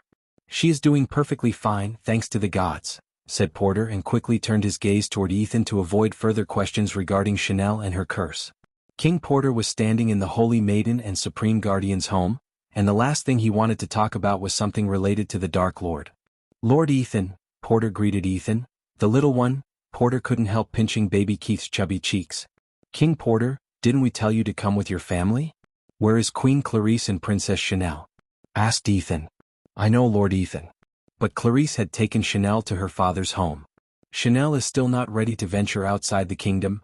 I understand, Ethan patted Porter on the shoulder. As they were conversing, some of the representatives of royal land arrived at the baby shower and showered Catherine with lavish gifts. Even the Holy Church sent people to attend the event just to curry favor with the Holy Maiden and the Supreme Guardian. Almost every single noble family in the Elon continent attended the event regardless of their busy schedules. Since Diana was not the best when it came to socializing, Ethan met and greeted each and every guest while keeping Keith from crying out loud. While Ethan was attending to the guests, Natalia Winston went outside to receive the cake they had ordered from the Beast Kingdom in our continent. The Beastmen had some of the best cooks in the entire world, including 3 6-star chefs. Ethan had to call several favors to get this special cake from the Beastmen Kingdom. The cake was taller than Natalia herself and covered with a special box made of thin planks. Take this inside, Natalia ordered the Winston Manor guards to take the cake inside. The guards rolled the box as gently as they could. At that moment, everyone thought the box contained a human-sized cake resembling Catherine. Finally, Ethan heaved a sigh of relief when he saw the golden wooden box. The moment the guards brought the cake inside, its fresh aroma and sweetness made everyone salivate for a piece. As Ethan vowed to himself, he brought nothing but the best to the baby shower. Keep it close to Catherine, said Imelda. One by one, the guests who had newly arrived went to Catherine and smeared sandal paste on her face. The hall brimmed with joy and positive energy as Ethan forgot all of his problems and celebrated the baby shower with everyone else. Imelda smiled, looking at Ethan, laughing and joking around as he was used to before he learned everything about Diana's second son. Imelda wished they could stay like this forever. Although she was not cruel enough to say Dean didn't deserve a loving family, she didn't think the Dark Lord could have a happy ending after everything he had done. When Imelda went to the doorway to the garden, she saw Diana talking to her children. Imelda gawked at them for a moment and decided not to approach them. By the time she returned to Catherine's side, the soon-to-be mother tucked Imelda's sleeves. Catherine motioned Imelda to give her ears. "Can I get something to eat?" Catherine whispered into Imelda's ears. "Just wait for a few minutes, darling." Imelda gently kissed Catherine on top of her head. She looked around, noticing a few new faces approaching Catherine to give their blessings. Eventually, when everyone in the hall had done their part, Imelda gestured at the guards to open the box containing the cake. "Everyone please gather around. We are going to cut the cake now." Imelda's voice swept across the hall, silencing the crowd. "Go and bring Diana and the others," Ethan ordered one of the maids before strolling toward Imelda. Keith played with Ethan's ears, trying to chew them. All the kings, nobles and elders of various sects gathered around Catherine as Imelda waited for Diana to arrive. "They will be here. Go on, open the box," Andrews said. Then Imelda twisted the knob attached to the side of the box and watched the box sling open. A dim light appeared in the box, along with the sound of a baby's cry, before the wooden box crumbled into tiny pieces, revealing the cake inside. Catherine and the others were stunned to see the cake that looked exactly like Catherine. The Beastmen chefs poured their hearts and souls into the cake as they etched every single detail about Catherine into the cake. If it wasn't for the golden icing and cherries on top of the cake, one would have mistaken the cake for the real Catherine. "Here you go." Imelda picked up a knife with a golden bow tied around it and handed it over to Catherine. "Carve out a nice piece of yourself," the crowd chuckled, hearing Imelda's words. Catherine gawked around for a moment, searching for Diana and her children. "Where are they?" Ethan mumbled. He was about to step aside from the crowd when he saw the cake trembling. As a former adventurer, Ethan developed an ability to sense an imminent threat. For some reason, his instincts screamed at him as he pushed Catherine away from the cake. To everyone's shock, a black hand punched through the cake from within and tried to stab Ethan. Ethan immediately grabbed the hand, twisting it. "Arg!" Ethan heard a muffled groan. He put in enough strength to break the wrist, but the assassin ignored the pain as he dashed out of the cake, destroying it completely in the process. The assassin raised his other hand as an evil-looking dagger oozing dark red smoke appeared in his hand.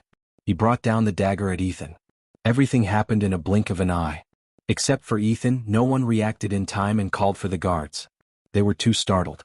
Meanwhile, Ethan moved his body to the side, evading the dagger by an inch.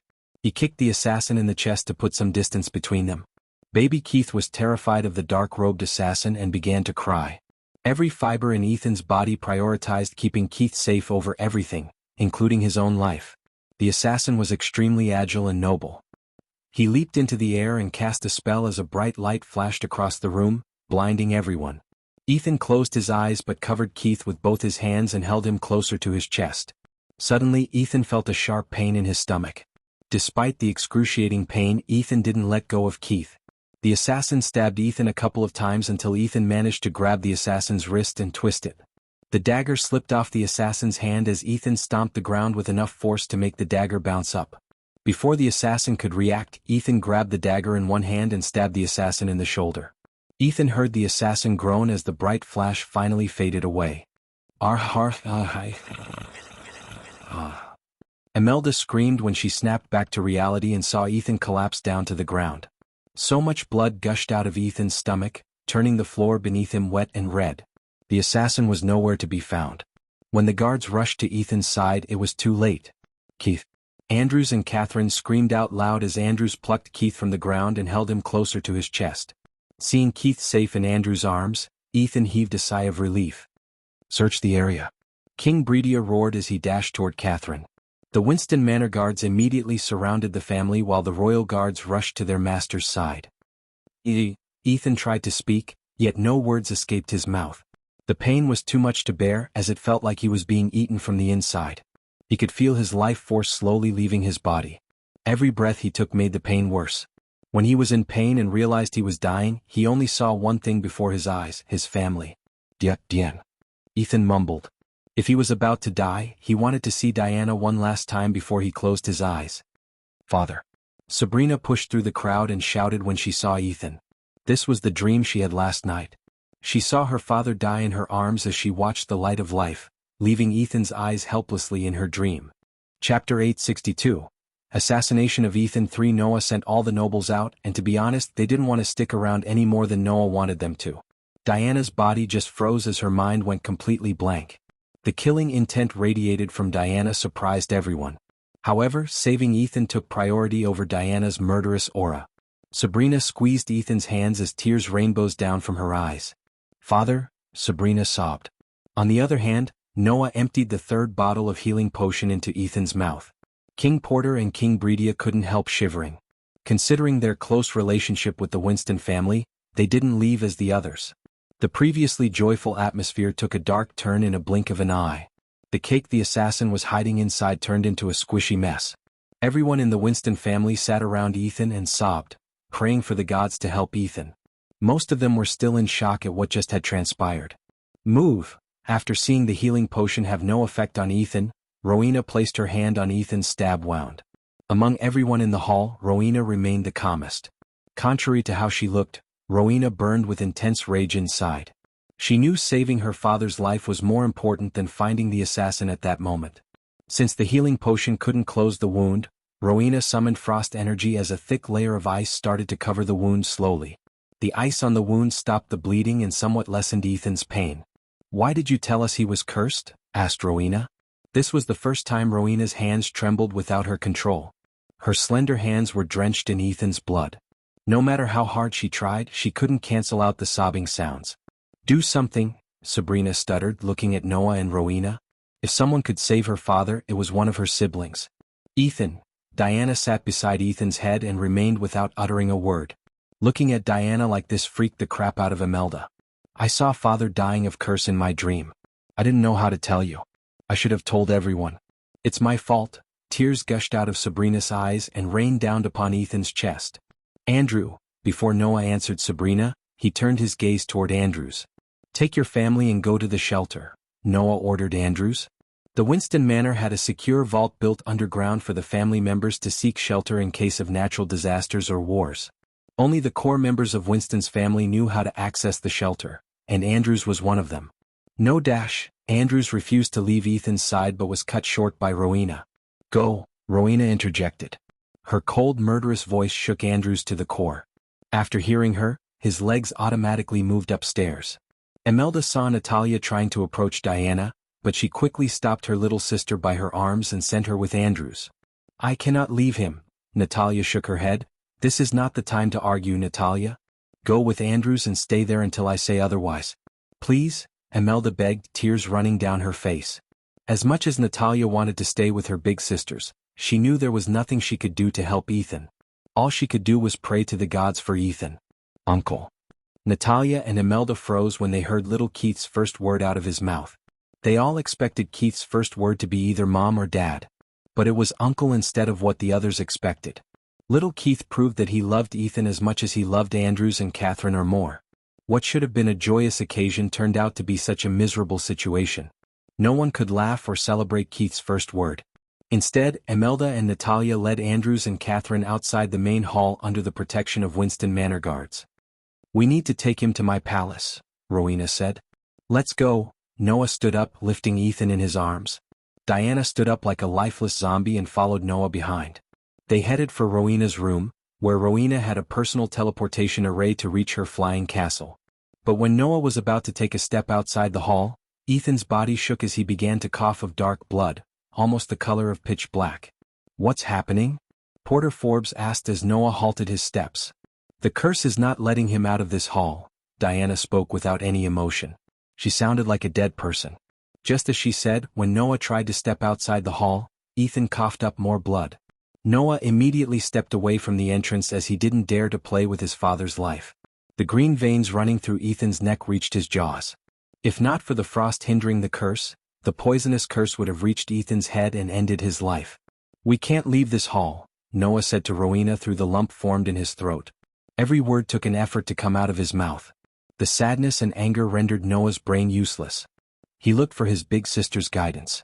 For a moment, Rowena closed her eyes as the others saw a strange light appear from her forehead and form a light beam.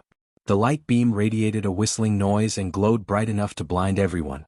When Rowena opened her eyes, the light beam lost its glow as Bai Ning stepped out of the beam. The moment Bai Ning laid her eyes on Rowena, she was stunned by the scene before her. The air that should have smelled of freshly baked cake and sandal paste reeked of blood and evil energy. "Cure him," Rowena ordered Bai Ning. The old woman limped toward Ethan with her hunched back and cane in her hand. "What happened here, holy maiden?" Bai Ning's words sounded calm despite the bloody body of Ethan in Noah's arms. "Lift the curse first," Rowena coldly said instead of narrating the events that led to the current situation. To be honest, she had no idea what had happened while they were outside. If she was inside, she would have torn apart the assassin before he could have raised a finger against her father. Bai Ning unfettered no word as she placed her hand on Ethan's chest. As soon as Bai Ning touched Ethan, she felt a bolt of lightning running down her spine. The backlash almost knocked Bai Ning down to the ground. Noah saw the sweat beads forming on the old woman's face as she gritted her teeth as though she was enduring intense pain. While Bai Ning was trying to lift the curse, Rowena continued to apply frost on Ethan's face to prevent the blood from gushing out. She had to keep the blood loss in control until Bai Ning lifted the curse. "This curse is nothing like I've ever seen," Bai Ning mumbled. Her words snuffed out the little bit of hope Sabrina had for her father. Recently, everything she dreamed about began to happen in real life. The only person she shared this with was Ethan. However, he asked her to ignore and pay no mind to this phenomenon because Ethan didn't want Sabrina to become a freak of nature like her siblings. Instead, he wished Sabrina to have a normal life away from all the wars and hostility. Normal life may be just a wishful dream for her siblings, unlike Sabrina. However, Sabrina had started to develop powers that were beyond any mortal comprehension and joined her siblings as another freak of nature. If the word of her power to foresee the future escaped, the Sky Hall would swoop up Sabrina in the name of the greater good. They would groom Sabrina to be the next holy maiden after Rowena. Arg! Suddenly, a grayish mist shot out of Ethan's body and blasted Bai Ning away. The old woman flung in the air and hit the wall pretty hard before falling down. The ground beneath Noah cracked when he resisted the force that blasted away Bai Ning. When the old woman got back to her feet, her face looked pale like paper. "The curse," Rowena growled with intense killing intent in her eyes. The temperature in the room dropped by several degrees to the point everyone began to see their own breath in the air. Bai Ning shivered to even look Rowena in the eyes. However, the curse she felt terrified Bai Ning more than Rowena. One thing for certain, the curse radiated an energy that didn't belong to the mortal world. It was a miracle Ethan was able to resist the curse to this point. She even doubted whether Ethan was a mere mortal or someone special like Diana and her children, except Sabrina. I. Bai Ning stuttered. "Speak before I lose my patience." Rowena's thunderous voice swept across the hall, pushing the old woman several steps back. "The curse cannot be lifted, holy maiden." "I am sorry." As soon as Sabrina heard Bai Ning's words, she collapsed to the ground. A tear rolled out of King Bridia's eyes and Porter stood beside Bridia with his eyes glimmering with fear. When Chanel was cursed, more than one healer told him the same, but at the end, the Dark Lord was able to lift the cure in a few mere moments. So Porter knew there was still a chance that the Dark Lord would be able to do the same to Ethan. However, he didn't dare to utter the name of the Dark Lord in front of the Holy Maiden and the Supreme Guardian who vowed to take down the Dark Lord. Finally, the tears caged within Rowena's eyes escaped and trickled down on her rosy cheeks. For the first time in her life, Rowena shed tears, and when Noah saw the scene, his heart shattered into pieces. "It's okay," Ethan mumbled, shocking everyone around him. He slowly opened his eyes and looked at Diana. He tried to smile through the pain. "Father, Ethan." Noah gently placed Ethan on the floor as Diana grabbed both Ethan's hands. "I'm not going to let you die. You hear me? You're gonna be all right," Diana said. Ethan tried to speak, but he couldn't even open his mouth. While Ethan was struggling in pain, Diana bent down and kissed him on the forehead. Then she turned her gaze toward Noah. "You know who to summon. Do it." Diana's voice completely changed from caring mother to a domineering warrior. "Rowena, if anyone has a problem with it, deal with them," Diana ordered Rowena as she nodded without asking her mother a question. Chapter 863. Noah meets Azazel. Noah gawked between his father and King Porter. When King Porter noticed Noah's gaze on him, his heart skipped a beat. King Bredia and Bai Ning frowned as Noah made his way to King Porter. Every fiber in Noah's body told him to find another way to cure his father. If he had enough time, he might come up with a way to lift the curse. But without the time and his mentor, who entered into a slumber, Noah couldn't come up with a way to save his father. Ever since he was a little kid, Ethan gave everything to Noah. His father was more of a best friend to him than a father. Noah couldn't even imagine a world without his father. Moreover, he knew his mother would break into pieces if he let Ethan die. If making a deal with the Dark Lord was the only way to save his father, Noah was willing to do it. His father's life was worth more than his principles. Your Majesty, Noah's voice broke as he looked King Porter in the eyes. I know what you did to save Princess Chanel. King Porter trembled, hearing the words coming out of Noah's mouth. I don't know what you're talking about, Noah, King Porter stuttered. It's not the time to cover up, Your Majesty. Noah slowly shook his head. I wouldn't ask you if I had the time to go to the Dark Ocean and meet him myself. But we don't have much time. So please summon him, Noah pleaded with King Porter. When King Porter asked for help with the curse on Princess Chanel, Noah felt how powerful the curse was and went to the treacherous ocean, one of the most dangerous places in the world, to help her without worrying about his life. Although Noah returned empty-handed, King Porter wholeheartedly felt grateful toward Noah. No one would have ventured into the treacherous ocean to help the princess. Rowena didn't know what had happened with Princess Chanel. The only thing she knew was that King Porter might have something to help her father. However, Rowena didn't like to see her little brother begging for a measly king. She was on the verge of freezing King Porter to the neck and forcing him to reveal whatever Noah wanted him to. King Porter, King Bredia opened his mouth. If you have something to help Ethan, please give what Noah wants. You know Ethan would do it in a heartbeat, King Bredia said. He was oblivious to the fact that Noah wanted to summon the Dark Lord. Otherwise, King Bredia would have never spoken these words. He still had nightmares of the time Ghost ambushed the engagement gala and threatened to kill Catherine and the baby inside her. If you want me to beg no. When Noah tried to lower his head, King Porter grabbed his shoulder and shook his head. Once everyone said Princess Chanel couldn't be cured, King Porter felt weak and helpless despite his status as a king. Being a king didn't matter when he couldn't be a good father and save his daughter. At that time, King Porter would have given anything to have a tiny bit of hope to save Chanel, and Noah was the only man who gave him that hope. As long as he lived, Porter couldn't forget the sliver of hope Noah gave him. To be honest, King Porter didn't think he could forgive himself if he stood there and did nothing to help Noah. As a righteous king and a grateful man, he had to give the card the Dark Lord gave him. He just hoped the Dark Lord would accept the summon from the Supreme Guardian. He gave me this if I want to contact him again, King Porter said after taking a long deep breath. Then he took out the black card with a skull embossed in from his space ring. The moment King Bredia saw the skull, his body shivered. He took a few steps back and almost tripped down on his robes. Pure fear and shock overwhelmed Bredia's senses as he began to see images of piles of bodies on the engagement gala before his eyes. The Dark Lord, who was known as Ghost, then single-handedly slaughtered almost every royal guard and beat him to a pulp on his own throne. I don't know how to summon him. Maybe you can figure it out. Ignoring King Bredia's tantrum, Porter handed over the card to Noah. Noah's hands shivered as he took the card from Porter's hand. Never in a million years, Noah thought, asking the Dark Lord for his help. But he didn't have a choice, as the Dark Lord may be the only person who could lift the curse and save his father. Noah! The entire hall trembled as Bai Ning's shout swept across the area. The old woman dashed at Noah in a blink of an eye and snatched the card from his hand. How dare you think of summoning that evil creature? Bai Ning's blood boiled, thinking Noah was trying to summon the Dark Lord in front of her and the Holy Maiden. Ethan's life meant nothing compared to striking a deal with the Dark Lord. The mere thought of Noah considering asking the Dark Lord's help made Bai Ning's anger explode like a raging volcano. She wanted to strike down Noah and King Porter for colluding with the Dark Lord where they were standing. But first, Bai Ning wanted to destroy the card left behind by the Dark Lord. No! Sabrina shouted as Bai Ning clenched her fist to crush the card to pieces. Just as Bai Ning was about to crush the black card, a wave of bone-chilling frost blasted Bai Ning onto the wall behind her. The old woman collided with the wall and coughed up blood. Before her body could hit the ground, a stream of ice shot out of Rowena's blades and froze the old woman up to her neck. Noah quickly raised his hand as the card on the ground flew back into his hand. Holy Maiden! Bai Ning could neither raise her voice nor a finger against Rowena. In a blink of an eye, Rowena disappeared from Ethan's side and appeared before Bai Ning. You cannot let this happen, Bai Ning stuttered. If you breathe a word about any of this, Rowena's voice was cold and sharp as a dagger that pierced into Bai Ning's heart. I will freeze your body to the core and toss you into the deepest pits of hell.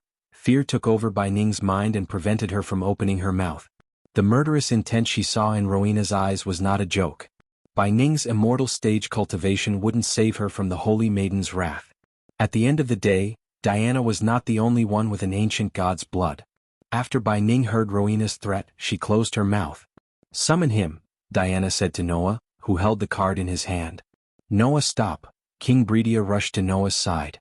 Don't do this, Noah. You are the supreme guardian.